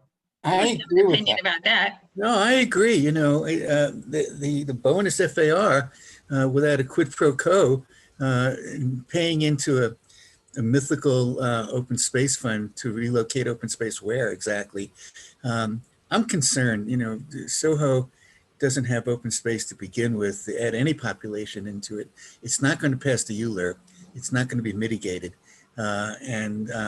it seems like a slippery slope to say, oh, we can mitigate it by putting it into a special open space fund. I'm not, you know, I'm not against, I'm not for this plan at all on any level, but you know, that's why I wanted to hear, you know, we should not be rezoning all of SoHo for a few vacant or near vacant development sites. We ought to just have sub-districts and just rezone those for affordable housing. I don't believe any affordable housing is actually going to hit. It's going to be all luxury housing. And that's my feeling on this. Okay, let's talk to the document and then we'll talk to the conclusion. Sandy, you're muted. Frederica, can I just say something? Yes, Bo. Just, you know, let me just expand upon what Sean said. At the advisory group meeting, I did bring up the BRAC tax. They didn't know what the hell I was talking about. They had no idea. You know, they had no not only did they have no answer, they had no idea what I was talking about. And this was serious money that many, many people put in to this supposed Business Relocation Assistance Corporation. So I agree with Sean that we can't agree with anything that lets them mitigate something by having a fund to help something. It's total nonsense. That's number one. Number two, we have, another meeting coming up on the 15th. And I think of this group here, it's only Sean and Carter and I who are going to the Borough President's meeting. I think we can try to, I'm not sure what the end game is, but we have to try to push her because this, we know what they're doing here. We absolutely know what they're doing. They have people who are not terribly well versed in urban planning. The rather lower level people who put this out. It's a political document. It got wings, of course, as we all know, with the affordable housing thing thrown on. Right. I mean, Exactly right. the nonsense that we heard last night that people said, yes, we need affordable housing. Let's rezone SoHo. And even many, I must say, of the SoHo participants who are on our side are so misinformed about what the proposal is, what it can be, what it should be, it's just a complete nightmare. So one, we need to, and I intend to do that with Gail,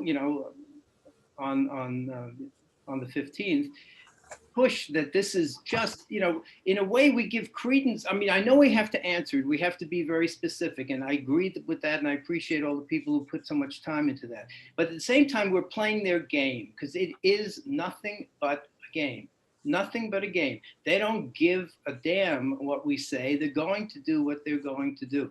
So if we can get Gail to agree to something along the edges, or maybe Margaret will do something, that would be helpful, but it is a game.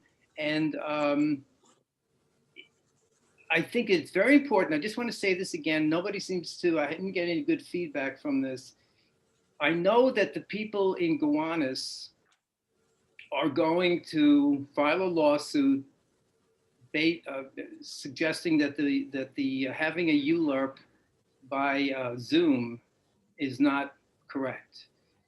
Simple reason is that, we can all understand that during the pandemic, we need to have Zoom meetings to have business go forward, and that's good, and it's necessary for the parts of government that need to function. The ULURP is completely discretionary. It's totally discretionary. There is no argument that this ULURP proposal needs to go, other than the fact that de Blasio is term limited. But other than that, there is no reason that the ULURP needs to go forward now and that it can't wait 6 months or a year. There's no reason. And I really believe that we should push that point right at the beginning, because at least we would then call into question the validity of the whole process and then say, just in the way that we do with SLA applications and all of that, that if it should be approved, here is what we want. But right from the beginning, we should say this process needs to stop now for the reasons I said. I really think that should be the first resolution. What are the chances that they're going to say that and they're going to do that, Bo? It doesn't matter. Wait, first of all, wait. I've been involved with many lawsuits in my life. I'm involved with a few right now. You never know what a judge will say. You never know. So it is possible that in a few months or a few weeks, there could be a decision on the Gowanus rezoning where a judge calls into question the validity of having a ULURP. We need to be on the right side of that. We need to make that point, because believe me, you never know what a judge will say about anything. Okay. You never know. Thank you. Sandy. I want to pick up a little bit from Bo, that it's really, really important that we strongly address this whole sham of affordable housing.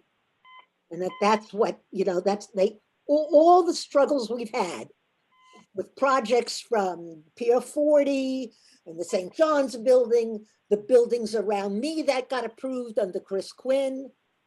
None of those promises were kept. That was the hook. You know, the PR, oh, we'll give you senior housing, we'll give you here, we'll do 20%, you know, gay and lesbian housing, you know, and who can speak against that? You know, for you to say you don't want this, it's just a NIMBY reaction and it's, you know, terrible. I really think it's important to maybe even use some examples of where the city hammered out an agreement with a developer with our input and our negotiating. We all came to an agreement, and the minute it was over, either the property was sold to a new developer, no one signed on permanently to that supposed agreement, which happened with the development around me. Around me, Chris Quinn brokered a deal. It was actually spot zoning. She rezoned, you know, a half a block here around me for residential. And in exchange, the developer was supposed to do 20% affordable, 20% commercial, create a sliver park right across the street from your school, Janine. Lo and behold, the original developer sold a piece of the property to yet another developer. The lot was divided. No one from the city signed on to this agreement. No private developer signed on to this agreement. It never happened. And those structures are now completely condos, no affordable housing. There's no sliver park. There's no commercial. Sandy, I remember this well, and perfectly. Right. I remember it well. David and it's I not were involved in that unique. negotiation. It's not unique. This happens over and over again with our, you know, and nobody follows up 3 years later, 5 years later, you know, well, did they get that recreation room? And did they, you know, this piss poor shit that they promise. And I think that has to be really mapped out for people who think, oh, you're just rich and you want to be in SoHo and blah, blah, blah. And I think there's another really more important point. To go along with these deals, what you're saying, Bo, like even to validate it by cooperating, you know, and responding and negotiating, is to confirm that the city has no obligation to provide and create affordable housing. That as far as their job, it's over. And the only way we're going to get any kind of housing to anybody is for a developer to be part of it and for a developer to agree with it. And that completely lets the city off the hook. This is a big question, and I'm reading a book now in the middle of it. It's fascinating. But how the city has, you know, just walked away from obligations that 20, 30, 40 years ago it had, so that NYCHA doesn't get any repairs. The housing that does exist is being allowed to fall to pieces. Property is being sold, NYCHA property is being sold to private developers. And that the city just literally has no responsibility. They'll negotiate, they'll push, they'll give 521As and other tax breaks, but it's not their job anymore to build and maintain affordable housing for poor people. I'm a landlord-tenant lawyer. When I started in 1983 in the housing court, there were very few homeless people. There was the Bowery population and some others. When I left, you know, 25 years later, you know, we now have what, 65,000 families homeless, and kids and all that shit. That doesn't have to be that way. It is a city and a political decision-making process that got us here. And I think that the city has to really start now walking away from these developers, not giving them what they want, and saying, no, it's our responsibility. It's the taxpayers' responsibility to come up with housing where we want it, how much we want, how much we can afford. And I think somewhere that message has to be conveyed to all these people who go, oh, you just don't want affordable housing and blah, blah, blah, blah, blah. You know, we do. The truth of the matter is we do. We just don't want to pay this exorbitant price for something that isn't even a promise. For something that half of us know may never come to fruition, but that the developer will get his building. I rest my case. Thank you. Thank you, Sandy. Thank you. Susan, would you like to go after Sandy? Sure. Yeah, Thank you, Sandy. You know, the terrible problem we faced in this entire process from the Envision SoHo NoHo is that basically the community has been very united by and large in our feelings about this, and that we've been advocating for affordable housing. We've been losing consistently, you know, whether it's in Hudson Square or St. John's Building and others that have been mentioned. And the people who have been advocating for the housing are generalized housing advocates who don't live here or understand the nuances of our situation. And they've really sort of trapped us to sound as if we are on the defensive. And now we're seeing most of the press that's coming out, most of the, I mean, we're waiting to see which politicians embrace us, are not on our side. And so I'm concerned that I know we have to respond line by line, and we're dealing with this to their plan, but how do we make the strongest position? I mean, we say pause. Well, every reason we get, you can't say pause because we're in a ULURP, you sound like you're elitist, but what we're saying is deeply logical, and we know that, but somehow or other, we have not gotten our point across well enough yet, because we haven't brought anybody new over to our side in this discussion, and that's what feels very concerning. And so, you know, I'm deeply against their going forward with this.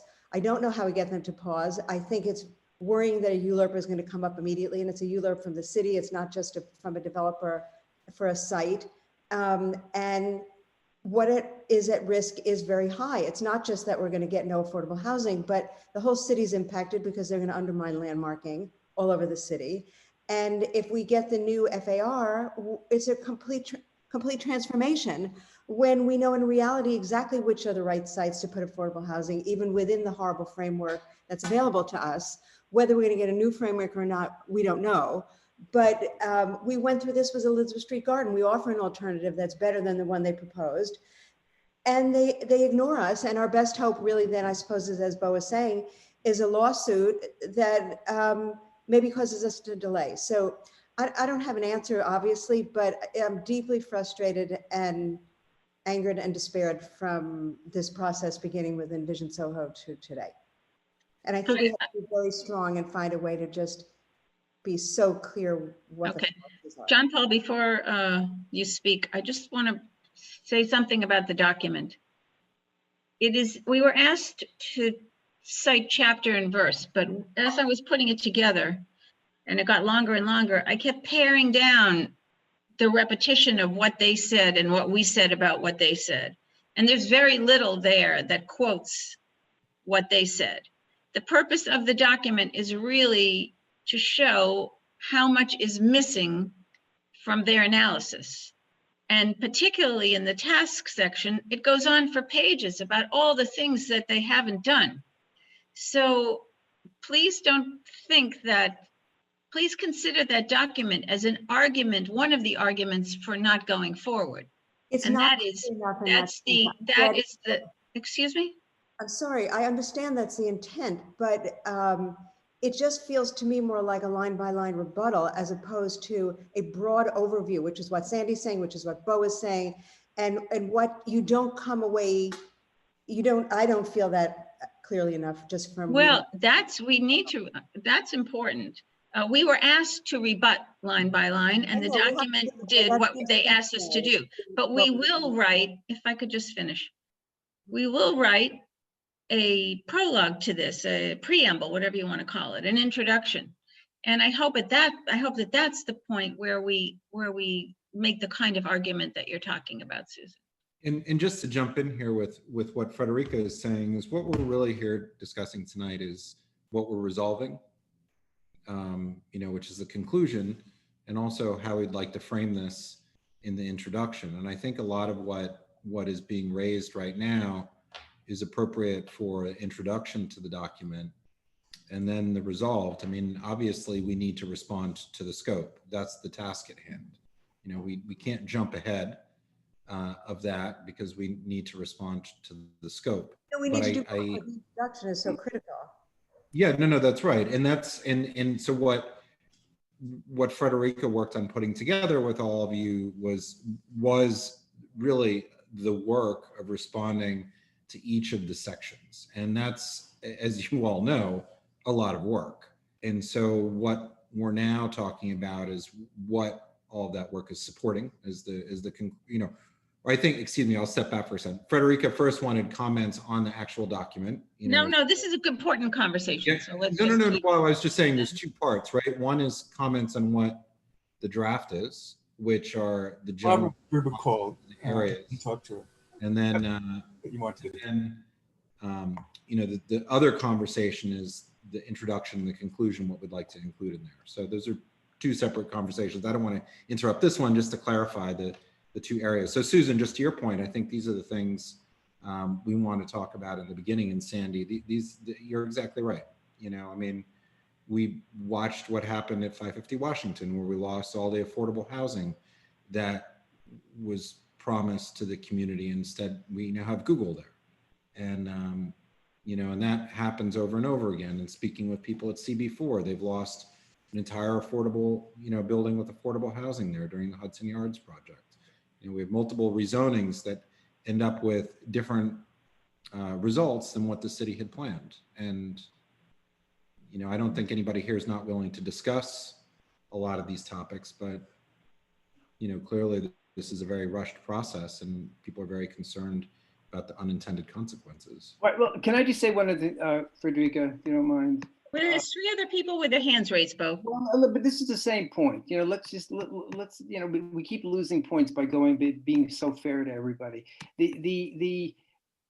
I'm very concerned with the fact that we have to provide the message very clearly that we know this is a game. I said this. I said it a number of times. I said it at meetings. I said it to Gail. She doesn't deny it. People know this. I'm not the only one who knows this. This is a game that's going on. I totally agree that we have to look at each piece and respond to it. But to the extent that you allow that to be the primary task, you're just playing into their hands and playing the same old game. People don't, I hope we all understand, they don't care. They threw this out, some of it or all of it will stick, and they don't care what we say because they know it's very expensive to file a lawsuit, and that's the only remedy that we have. So let's be honest about it, and let's provide a little less emphasis on playing their game and a little more emphasis on calling out the whole process and asking it to be paused. I think that's very important that we convey that to the community. All right, let's hear from some other people. John Paul.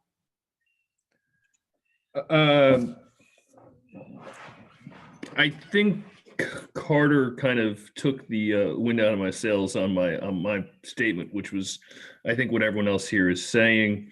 I feel like we go back to moments of history and it's a lead up to a war, and the mantra is support the troops, and here we're support affordable housing. And then I think another moment from history, and like the more recent, the Mueller report, that we, without a smart and compelling introduction, are, to I guess Bo's concern, going to be allowed them to dictate the conversation, how this is understood. I think framing appropriate our response with a nice prologue, like you suggested, Frederica, is quite a good idea. And I think just our points that we make in that prologue, I think, have to speak to the really big underlying motivation for the change, or at least the auspices of why they're making this change: affordable housing. And so I think, the fact that they're championing so much commercial in their actual scope and giving so much short shrift to affordable is the type of comments that we have to make here. I do have comments if we want to go line by line. I don't know how you want to read. You can. You're welcome to send them to, or you're welcome to either take a portion of it and edit it, or you're welcome to send your comments if they are, easily. They track with the text. Yeah, I basically took your too much PDF. work at this point. I took your PDF and just put comments to it, but to that, if they're really asking you for a line by line thing, does it Well, make call it sense? section by section, John Paul. Excuse me, section by section. Does it make sense then to really kind of do our comments or have our prologue is essentially our motion and then our resolution, and then have a footnoted and annotated comment on all the scopes as kind of an exhibit to go along with that? Yeah. Well, it's a little late in. I mean, you already do it. We are going through and we follow their sections, so we could really just do it. That's what we're doing anyway. But don't underestimate the value of, call it an intro or prologue that sets the tone for the kinds of things that people are talking about now, right? And that will lead. I mean, if we get a really good prologue, they'll understand the therefore without even looking at the document. Although having spent a lot of time on it, I hope they will. There's still tasks that if we don't put in now in the draft scope, they don't have to look at in the scope. My concern with the way that it reads now, and again, I didn't put in the work here. I'm kind of coming in and just commenting on it because I didn't know how I could really contribute best. And I think this might be the way I could offer at least some help, is by doing it. Because right now it just reads two separate documents. And in fact, we even reference the envision. And so it's a little bit too disjointed. So for someone to read, say I'm a reporter for the Daily News, and I want to really take our position here. It is so hard to report and comment on actually what we're producing and what our true point is. Our prologue will certainly address that, but if we're trying to go line by line about how they're failing to deliver on the promises that they're supposedly making, it's quite easier to look to the Bowery corridor and how that they fail when they're addressing that geographic area, and really have it, their scope as the document. I mean, it is the controlling document, even if we don't want it to be. That's just food for thought. You could simply just kind of do footnotes or comments. Okay, someone else who hasn't spoken, Eugene? Thanks. I guess my concern is that, and again, I'm new to this, so I do apologize, but my concern is once we do get to ULURP, that's a clock that starts ticking that we can't stop, right? I mean, that's my understanding of ULURP is That's right. all those timelines, regardless of whatever we do, they are going to march on and they have to go to the next step, and eventually they will get the city council vote. So I am worried that, once we, no matter what we do, once that clock starts ticking, we lose a lot of power, especially because it looks like they're trying to slam this through before next year.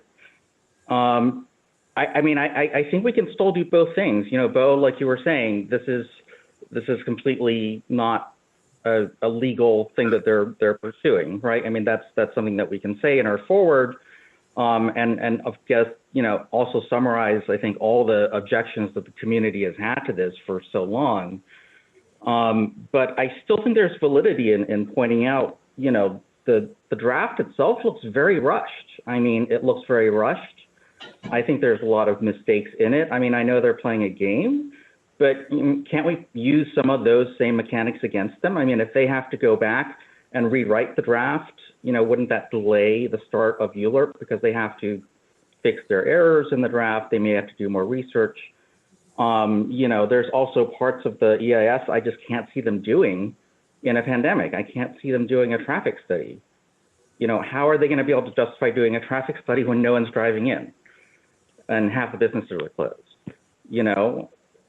Those are just my thoughts. Okay, thank you. Katie? Yes. I have a few little nitpicks, and I'll send them to you. They're not for general. We don't have to go over them. But I just was thinking more big picture, and I appreciate what Bo said and what Sandy said and what Susan said. And I had an epiphany today, which might be obvious to everyone else, but sometimes you work with materials so long you don't see the big picture. I mean, the total basic irony is that SoHo started as a place where artists created affordable housing for themselves. It started as a sort of grassroots affordable housing effort. And for that to be put on its head today, and I think that's where we start. I'm right. I'm just making sure I write down grassroots affordable housing. I mean, that's what it was, and that's what we're trying to preserve. That's what we're trying to preserve. We're trying to preserve a community that was affordable and creative, and I think we should hammer that home, because I don't think, and all of the examples that Sandy brought up, and we can bring up some more, of how our community does welcome affordable housing, and all the things that we've tried to do and been stymied, thwarted, blocked, obstructed by forces of development and forces of bureaucracy. And we are willing to, we are willing to push all of this forward. I mean, one of the problems that I think might have been Sean who mentioned, one of the problems is, of course, that the federal government used to provide much more money for affordable housing, and public housing was built by the feds in the New Deal. And then during the Reagan era, they took away the money, and then they took away tax credits, which helped Mitchell-Lama housing, which West Village Houses was like, and led to the change, to the pushing out for rental units to be pushed out of Mitchell-Lama. So I think I want to be sure that we're correct on that. It's not just the city; it's also the feds who've welched on the deal when they built this housing, and they said they would support it, and they don't. But we don't have any public housing in our neighborhood. But West Village Houses is something that was a victim of that change in attitude. But I'm just wondering if we should be talking a little bit about that at the beginning as a framework, because I think it's something that I hear I hear being spoken about in general here, and I like the idea of framing it on a big picture, basis. Okay. Thank you. Okay. Excellent. Doris, do you have anything to say? Not at the moment. Okay. Michael, did you want to speak? Yes, more of a point. Have my hand up. More of a point of clarification right now, because I think what we're saying here is we'd like to see a lot go into an introduction that mostly says we're disappointed that the proposal, the plan, does not respond to what we expected it to when we engaged in the envision process to start with. And now what we're doing is commenting on the work program for a consultant to determine whether or not the plan that was developed is considering all of the consequences, not addressing what we, the community, asked for in Envision SoHo NoHo. So I believe what we're talking about here should show up in, I think, Frederica, you're looking for a resolution. It should be in our resolution. We have problems with the plan. We are displeased with the fact that the only thing we can respond to is a work program for a consultant. And we think that the whole process should be put on hold until we have a chance to further examine ways in which the proposed plan does not meet the needs established in the Envision SoHo NoHo plan. But the kind of what you're talking about, Michael, is what I see in either, call it the foreword, the prologue, the intro, whatever. That's the kind of thing. David, did you want to say something? Yeah. Well, let me just ask, Frederica, does that have to be then in a resolution that we bring to the board? Well, I think we can break the mold and have an intro to our resolution and then we have this document, and then we have our conclusion, our therefore.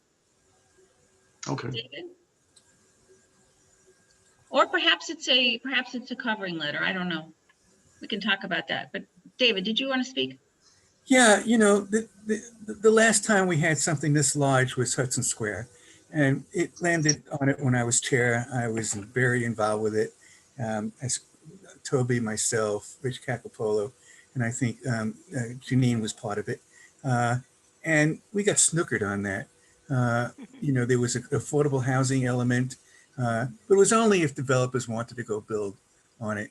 Otherwise, and it's what everybody is saying, this is all dependent on whether a developer comes in. So what happened when we did Hudson Square? We raised the FAR across the board. They came in, Disney built, this one built, Google's building, and it's all the FARs that we raised. But we didn't incentivize affordable housing enough. We gave a small bonus. Now we got SoHo. Really, I think the money and what the real estate industry wants is not to build, more housing in SoHo. They want to get rid of the joint live work. They want to build big box retail. They want to have those things eliminated.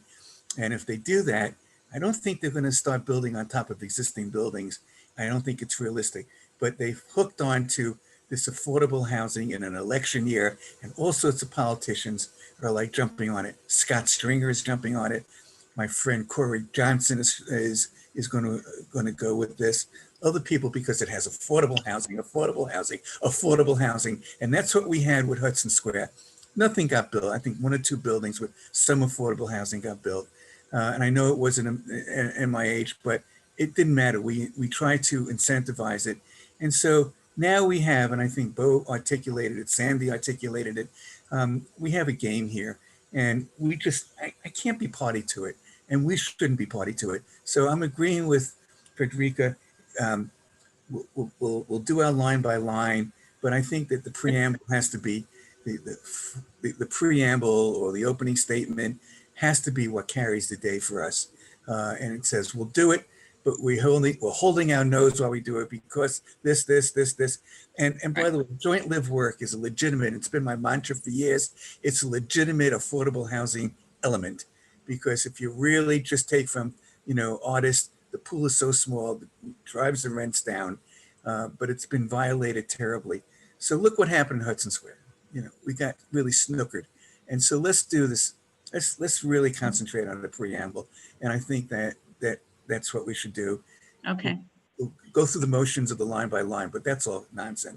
Right. Okay. The preamble should be as passionate, in my opinion, as this document is not.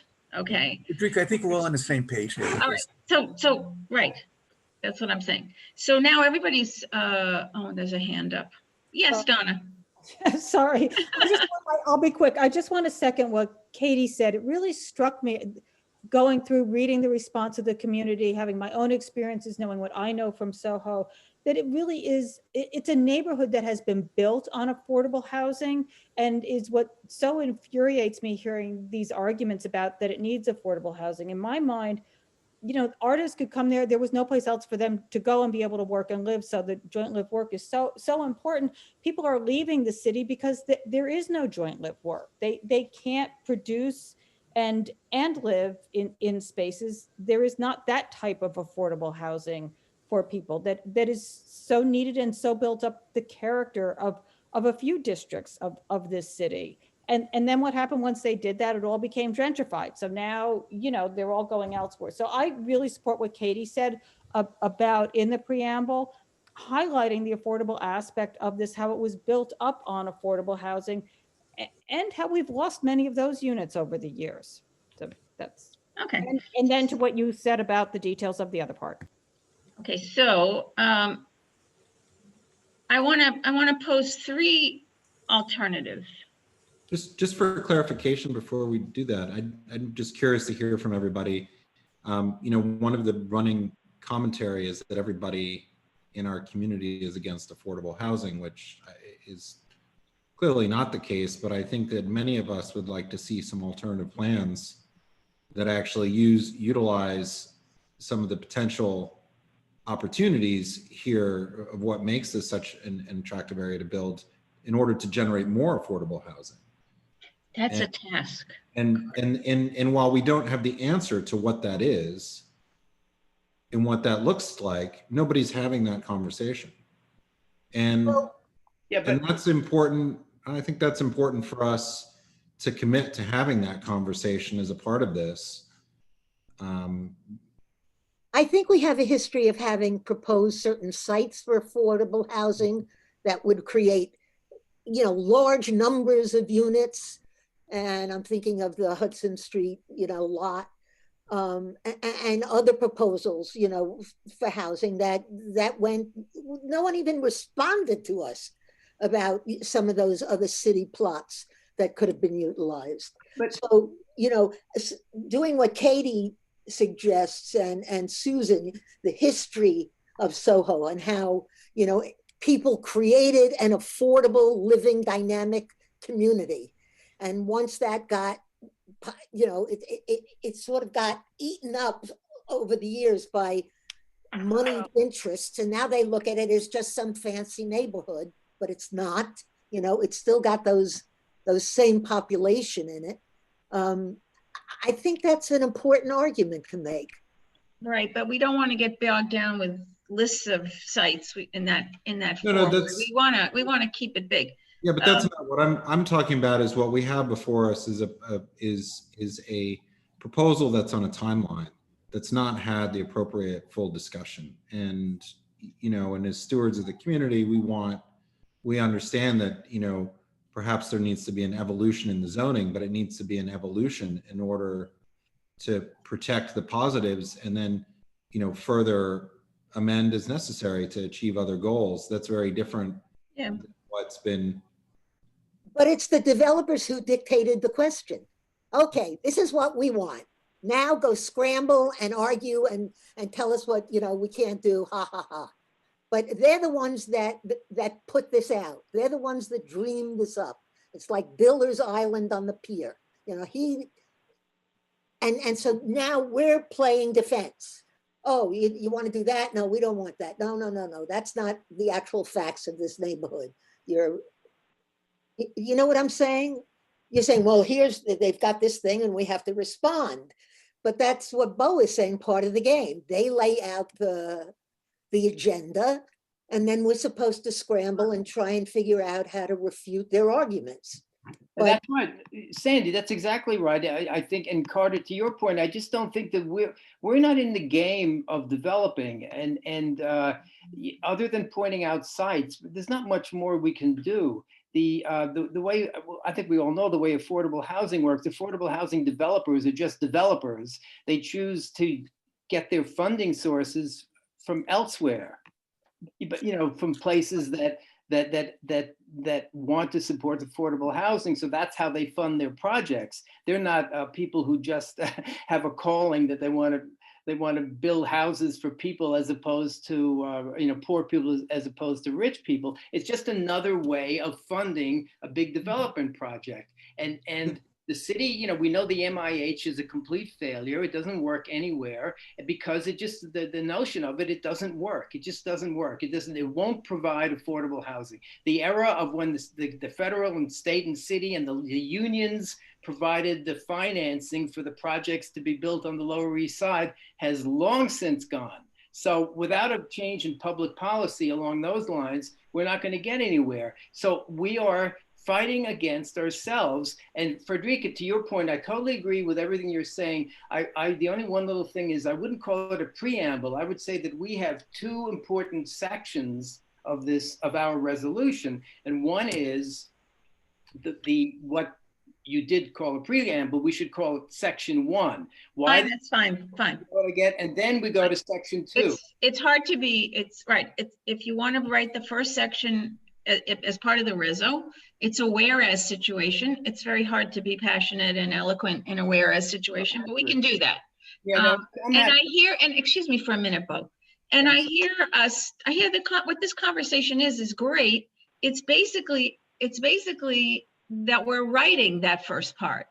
This conversation has to go down on paper, and we need a few people to step up and write it. It's due for review a week from tomorrow in finished form with the rest of it. And for the rest of the evening that we're together, I'd really like a couple of people to be thinking about stepping up and offering to at least put a rough draft together for, if you want to call it a first section, if you want to call it a forward, a preamble. But I want to skip to the end, and I want to do that for a reason, because I think that's going to inform the tone of the beginning. We have, as I see it, 3 options, and I'm happy to hear more. We can refuse to deal with this draft scope of work completely. We can refuse to deal with it until in-person meetings resume. Call that a pause if you want.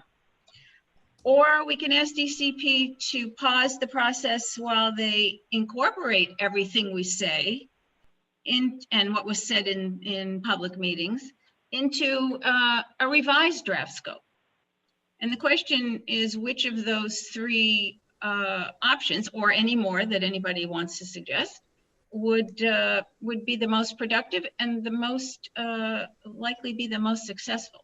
So I'm suggesting we have an option of not dealing with this at all, of dealing with it, of not dealing with it until the pandemic is over and we go back to in-person meetings, or submitting all of this and asking them to pause the process while they look at what we've said and written, look at what everybody else has said at the meetings, and then I don't know honestly whether they would revise the draft scope or they would simply incorporate everything we're asking into the final scope. Well, Fredrita, I like number 3, and especially if So we do I. point out there are gaps that they didn't include.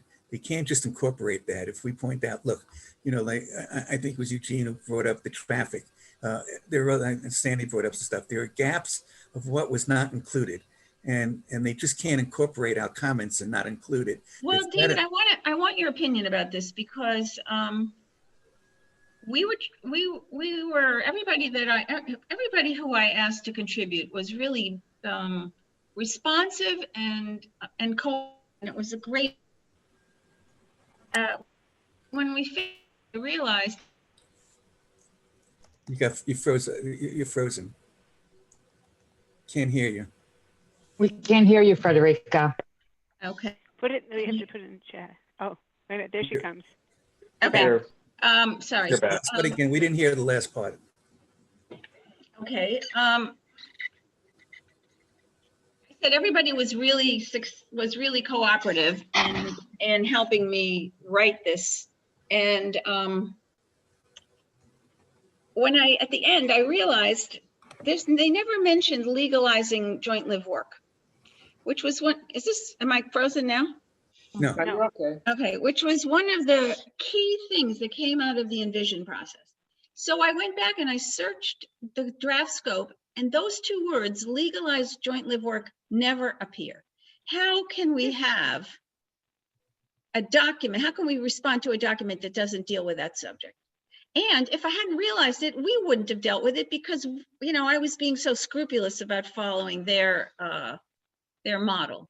So that's the kind of gap that I don't want to deal with that document until they rectify that problem. And David, what's the story? Do we tell them to incorporate it in the final scope, or do we tell them we won't consider a draft that doesn't spell out this process? I think that we have to say that affordable housing has a lot of faces, and one of them is the joint. No, but Wait, if you wait. wouldn't mind, just tell me, is it asking them to redo the draft scope, or is it telling them to incorporate the answer to that question in the final? I think they have to redo the draft and send it back to us. I don't think they're going to do it, but I think that should be our position. You know, they want this done. This is a political thing. It has nothing to do with city planning. But I think that they need to have a new draft and have us respond to it if that's where we're going. Good, that buys some time. That's the option that appeals to me. Yeah. But if maybe other people would say, well, they'll just ride roughshod over us. Well, I think we have to respond in a few different ways, right? I mean, I think that we need to comment on the other situations as well. I mean, you know, look, we have a crisis in the 3 key areas here, right? In residential, in retail, in commercial, and nobody knows where everything's going to land on its feet coming out of that. And yet here we are making changes to something that has in the past been very successful for the city as a whole, maybe not on some of the stated goals of what people are looking at now, but SoHo and NoHo have been an economic engine for the city And since most rezonings seem to get it wrong and whatever their intended approaches are, doing it right now makes no sense, since, I think the clarity that will come about in 6 months as to where these marketplaces stand in their relationship to others, really the information that's needed in order to guide changes going forward. And with that said, I think that, we also, what to David's point, is just updating the scope is important also, but we have to make all of those comments. And Well, my hope was that the therefore wouldn't be a reiteration of the laundry list of the part that we have in hand. So to say as a therefore that we want them to pause during the pandemic, while they incorporate the response and what was heard at public meetings into a revised, if everybody agrees, we'll say into a draft scope. That would be my preference. Mine too. I agree. Yeah. I agree. A revised draft scope, right? Yeah. Yes, a revised draft scope. Yeah, I think it puts us in a stronger position with. But does anyone ever remember them going back and doing 2 draft scopes? Frederica, that's rather unorthodox. I do not recall in my years at city planning wherever that was done, but I do know that the scope has been revised in the past. I don't know if they've ever reissued a revised draft scope for community review, but I do know they have in the past revised it based upon community review. So what we're asking for is one step further because of how important this issue is. And that's not only do they revise the scope, but they submit it back to us again for our comment. Can you repeat the timing? Can you repeat the distinction that you just made, Michael? Well, I have seen the draft scope of work revised when it becomes a scope of work for the consultant. That's the typical thing. The typical thing. Yeah. I do not recall them ever submitting it back to the community for review. Again, do you agree with the revisions we've made? I think that's the difference in what we're asking for, that they revise the draft based upon our comments and they submit it back to us to make sure that we feel they've included everything we But said. is this the opportunity to be breaking new ground and asking for I think it's never seen? I think from what I'm hearing from the members of the community, this is the perfect opportunity to do it because we have so many problems with the plan and with the scope of work because it doesn't address so many things we care about. Yeah, it's just so different than envisioning SoHo. They did it, they rushed it, it's being forced on us. They need to get it before the administration is out of office, which is now 10, 11 months away. So 12 months away. So I think this is a propitious time. Yeah. Okay, good. All right, so I think we should take a vote. Something very close to therefore,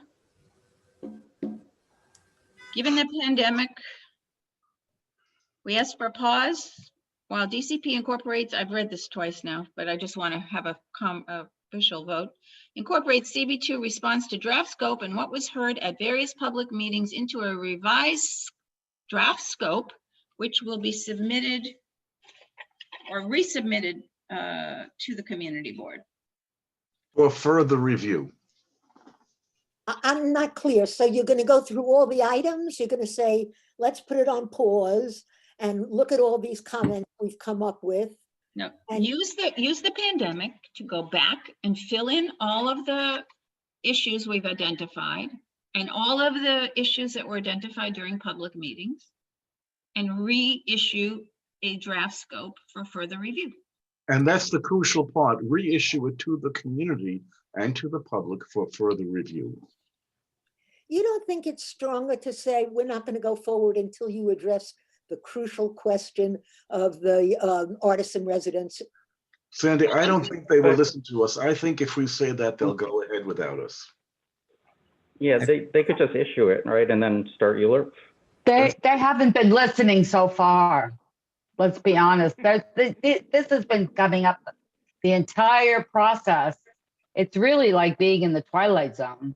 We went through the entire Envision SoHo. I mean, hundreds and hundreds of people came, and that was the message even Jonathan, was clear as could be in the report, and they just 100% ignored it. It's not like it's new news to mention it. Right. Not like it hasn't been mentioned or we didn't think of it.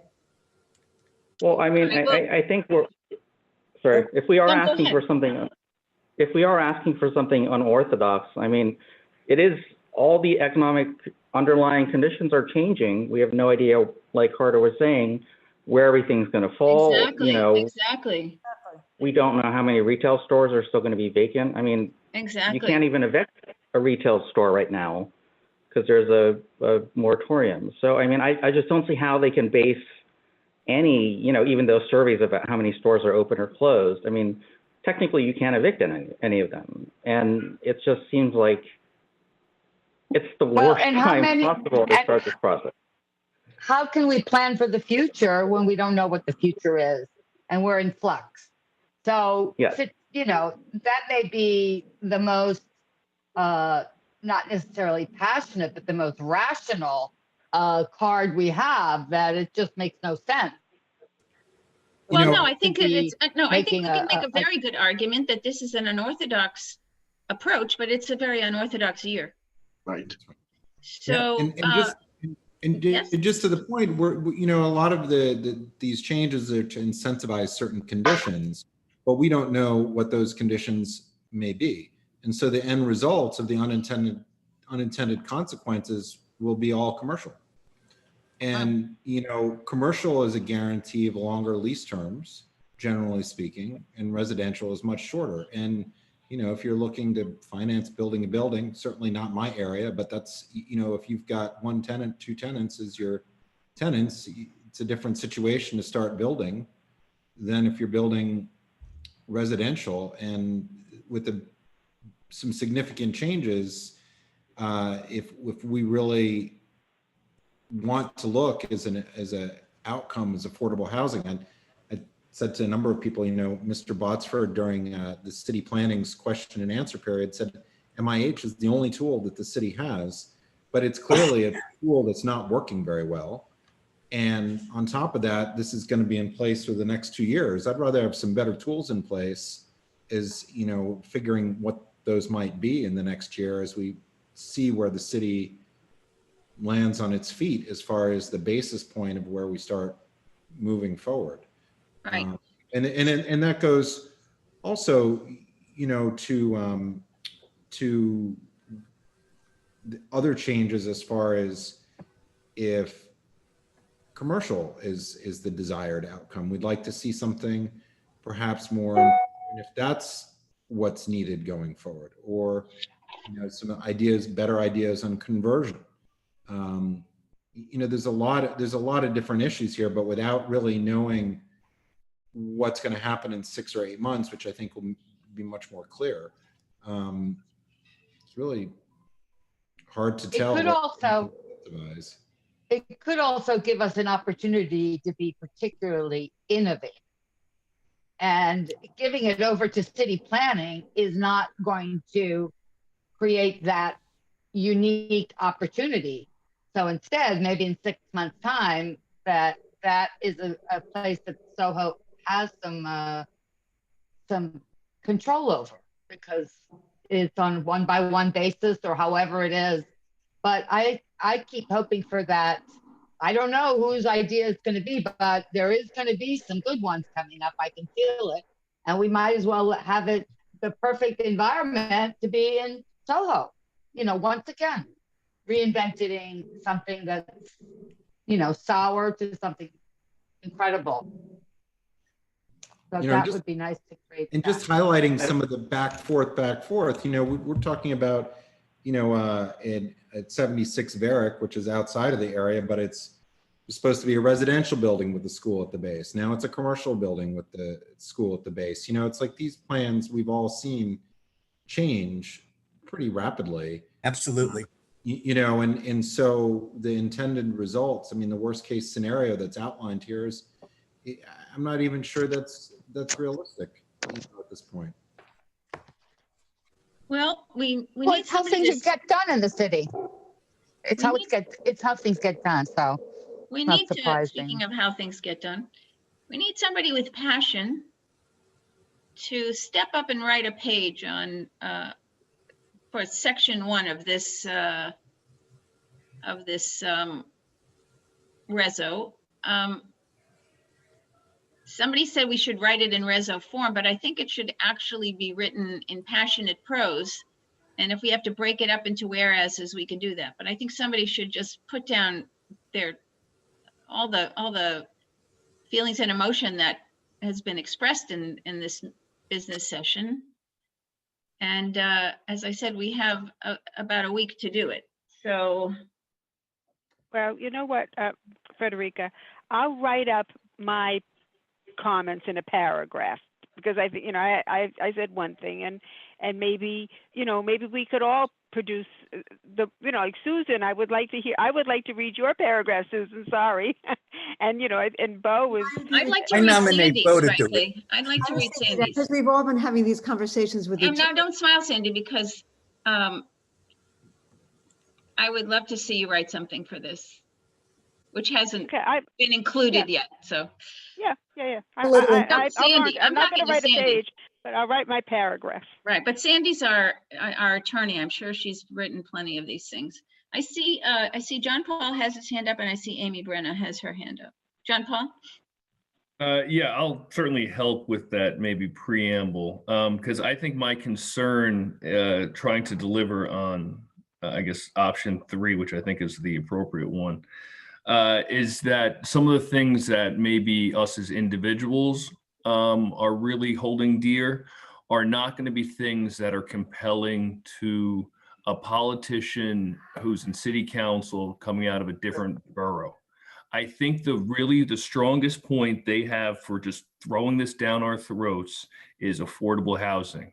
And I think to answer with, something that doesn't address that head on is going to not get the political support it needs. I think part of the reason that the district manager or district dem leader who spoke the other night signed on to the community-based plan is because there was an alternative that still championed affordable housing. My big concern here is that if we say, wreck the aesthetic of SoHo, it doesn't hold water with me. So I don't think it's going to hold one for some person who's really desperate for affordable housing. I think affordable housing has to be the first, second, and third argument that we're making, that this doesn't deliver on that.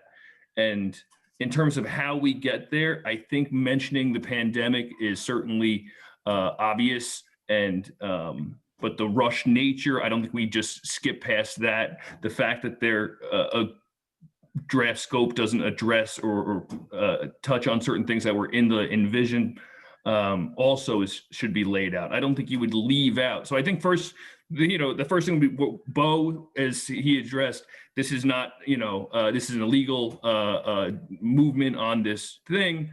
Number 2, it's a pandemic and there's not adequate time and reflection in terms of what we're trying to do. And 3, 4, 5. That business about the pandemic, that's really the most obvious point, and it's the easiest for them to dismiss as far as I'm concerned. Yeah, I want to agree with that. I'm saying the pandemic, if I understood, was what you guys were. Hey, listen, we're having all of our meetings. We're getting all of our business done. Because the world is moving forward, with the pandemic, and that's what they're going to say. I agree. Moving forward. I'm saying I agree with that. My concern was that's where our resolution was going towards, to hang our hat on that. I do not think that's where we should hang our hat. I agree with that. Okay. Yeah, it's just so everybody's clear, and I started off the meeting very specifically explaining the governor's executive order. We're not required to have public input. We're only required to have the public listen. We exceed those standards. There is no rules that are set out as to besides the bare minimum about the process. And that's the issue I think that many have, is that there is not a proper process that's been thought out, laid out, that exists on paper. What needs to be followed? What are the procedures? Who's thought about it?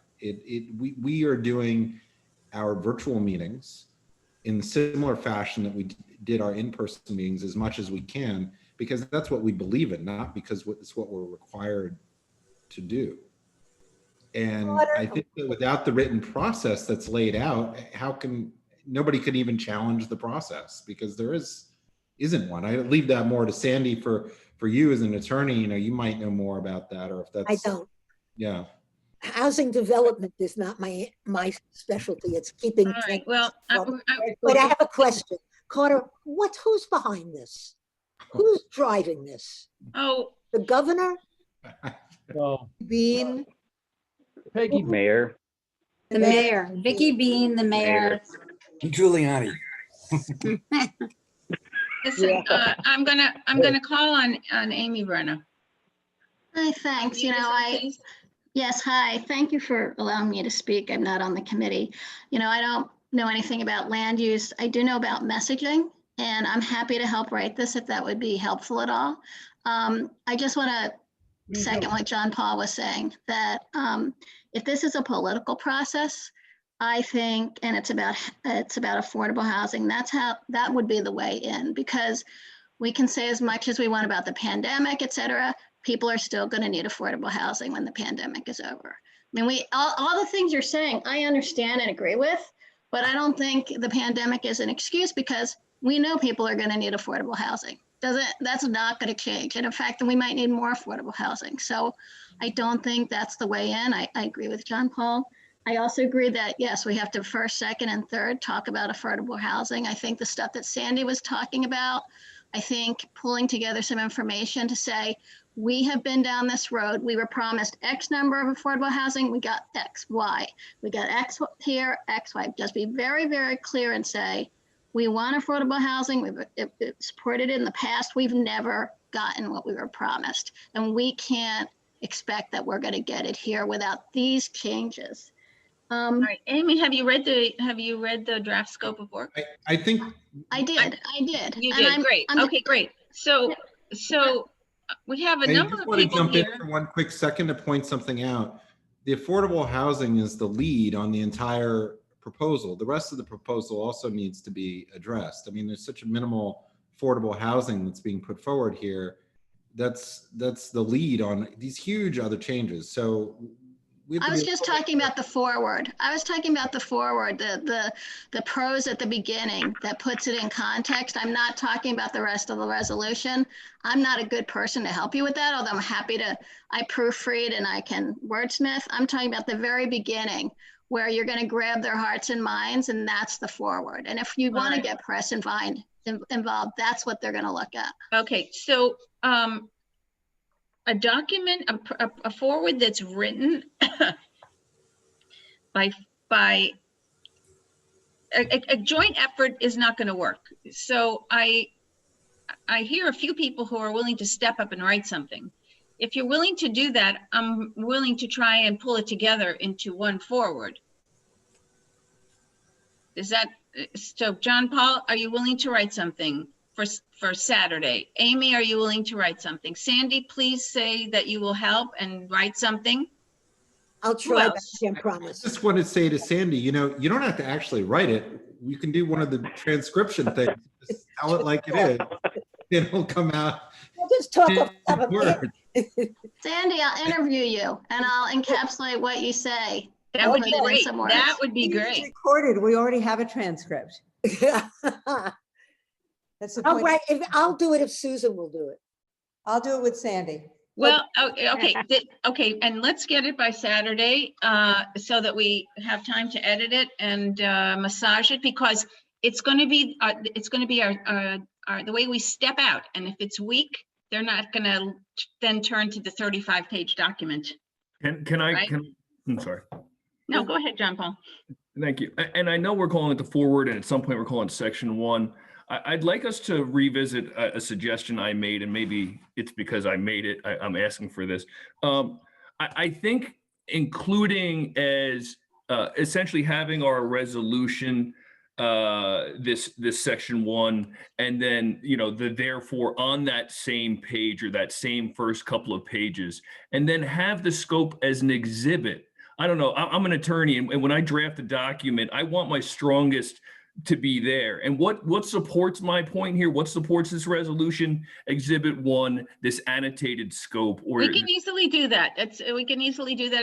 It's not a bad idea. Okay. okay. I mean, they flip to the back page anyway, so it doesn't really matter. So yeah. But I take your point, but I want this in prose. I don't want it in whereases. I want it, and I think from the heart is best. And anyone who wants to, please feel free to write it.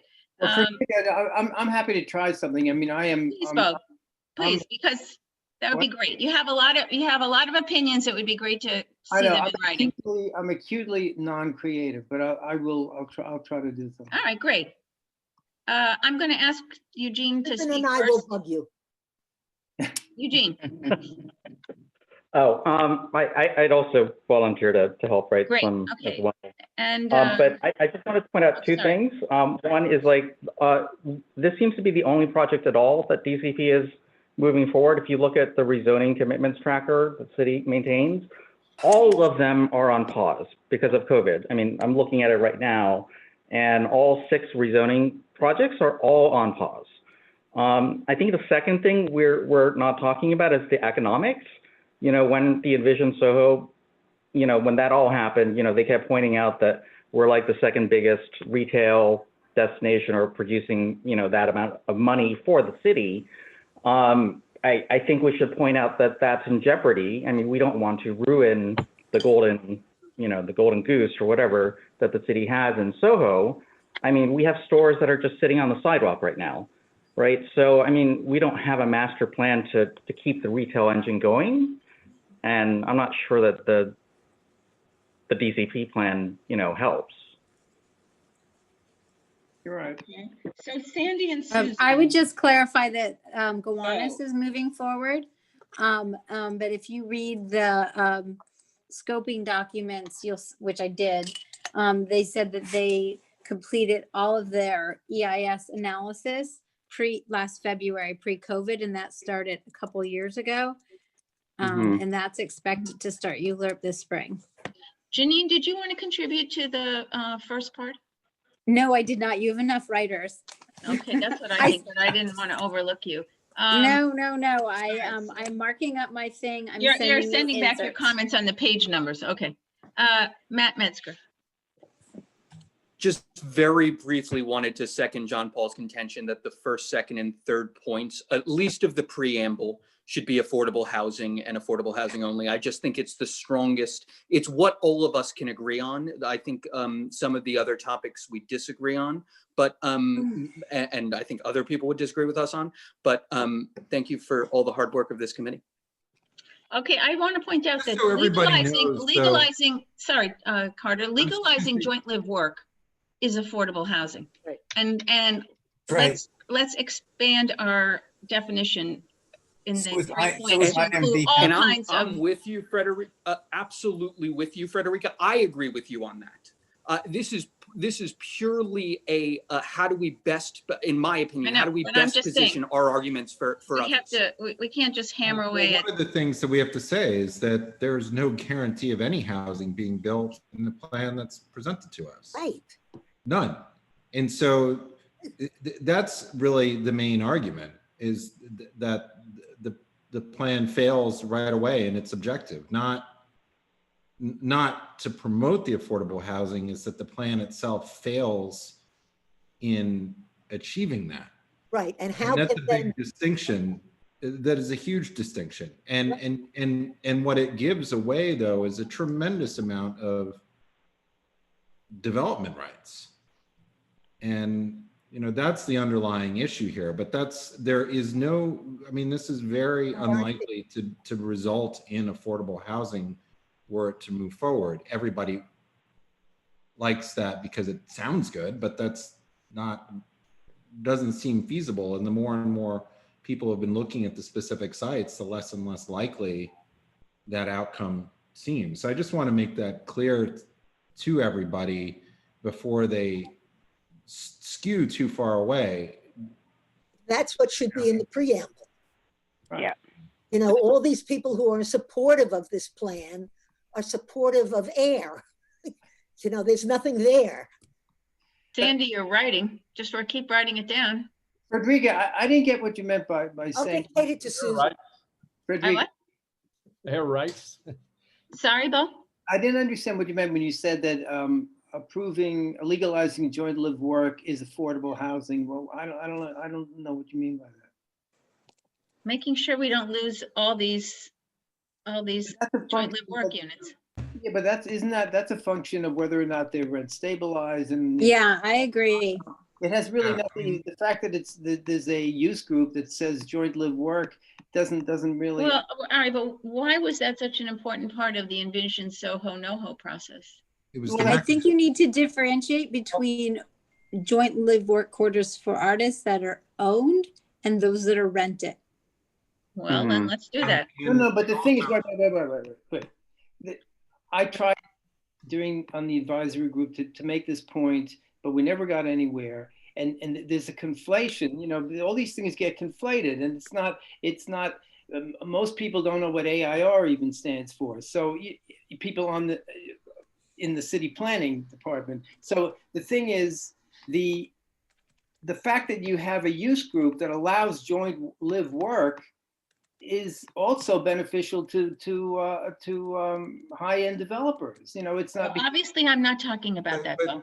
Yeah, and just to be clear, Bo, when the work is the production of art, that's why it's a manufacturing use under 17D. I'm just saying that if you give developers, but if you give developers a chance to have a use group that allows work and living in the same. The creation of art, it doesn't allow work. It doesn't necessarily make it affordable. That's all. But Bo, the work is the creation of art. That's why it's 17D and it's a manufacturing unit. And I know, but it doesn't matter. But in reality, that doesn't matter. We're talking about you're talking about the zoning and not using the right terminology. The work is the creation of art, and that's why it's a manufacturing unit. And that's why people have had so many discussions about why the manufacturing overlay is important, because the performance standards that come into play in the manufacturing of art are entirely different than running a law firm, you know, or doing whatever else out of your space. I mean, artists, that's the performance groups are what exists in the manufacturing, whether that's the smells that come from oil paint, the noise, working with metals, you know, that's why it's so critical in order to have the manufacturing in order to continue that use. It's not another use that you're suggesting. That's why there was a whole discussion in our last advisory group meeting with the percentages of the space that can be used for actual work if you switch to a use group 2, residential, which is entirely different. Then this is a different type of work. But if they are planning to change, they can change anything. You can change any category. You can change any classification. You can do anything, basically. You don't have to conform to the M categories at all. So I'm just saying that just calling it joint live work does not have anything to do with affordability. That's all. That's all. Well, joint live work leads to affordability in that many of the units that are marked that way were previously IMD units. And when they come out of the IMD status, for many of them that are rental units, they go into the rent stabilization program after they leave the loft board's jurisdiction. Right, but there's a whole lot of SoHo and I guess NoHo also that has nothing to do with IMD or loft board or stabilization. Most of those were created under the other special permits. They what? Also, a lot of the artists are, my understanding is is that they're all aging in place or trying to. Right. And, you know, just because they live in a multi-million-dollar loft doesn't mean they No. afford to buy it. The residency of a particular loft has nothing to do with the zoning classification. So if a building has 5 17D units of JLWQA and it's a co-op and people move in and out, there's no relationship to the zoning designation. Has nothing to do with affordability or who's living there. No, but that's not what we were talking about. What we were talking about is the units that are rent stabilized, which are. Well, I wasn't talking, maybe you were, but I wasn't. And those were the IMD units that people had talked about that still are under the jurisdiction of the loft board. before they go into rent stabilization, as opposed to the co-op units. But that's a tiny, co-op- that's a a tiny co-op- number compared to the number of units that are, Is this a part of the meeting, or is this a? No, okay, never mind. No, they just, it's, I was confused. Maybe I'm just a little tired from last night and tonight, but Rika, I about think- your suggestion that affordability was somehow goes with well, J. obviously I'm talking about the part that's relevant to protecting affordable housing. So Sandy and Susan and Bo and Amy and John Paul and Eugene and Katie with her paragraph.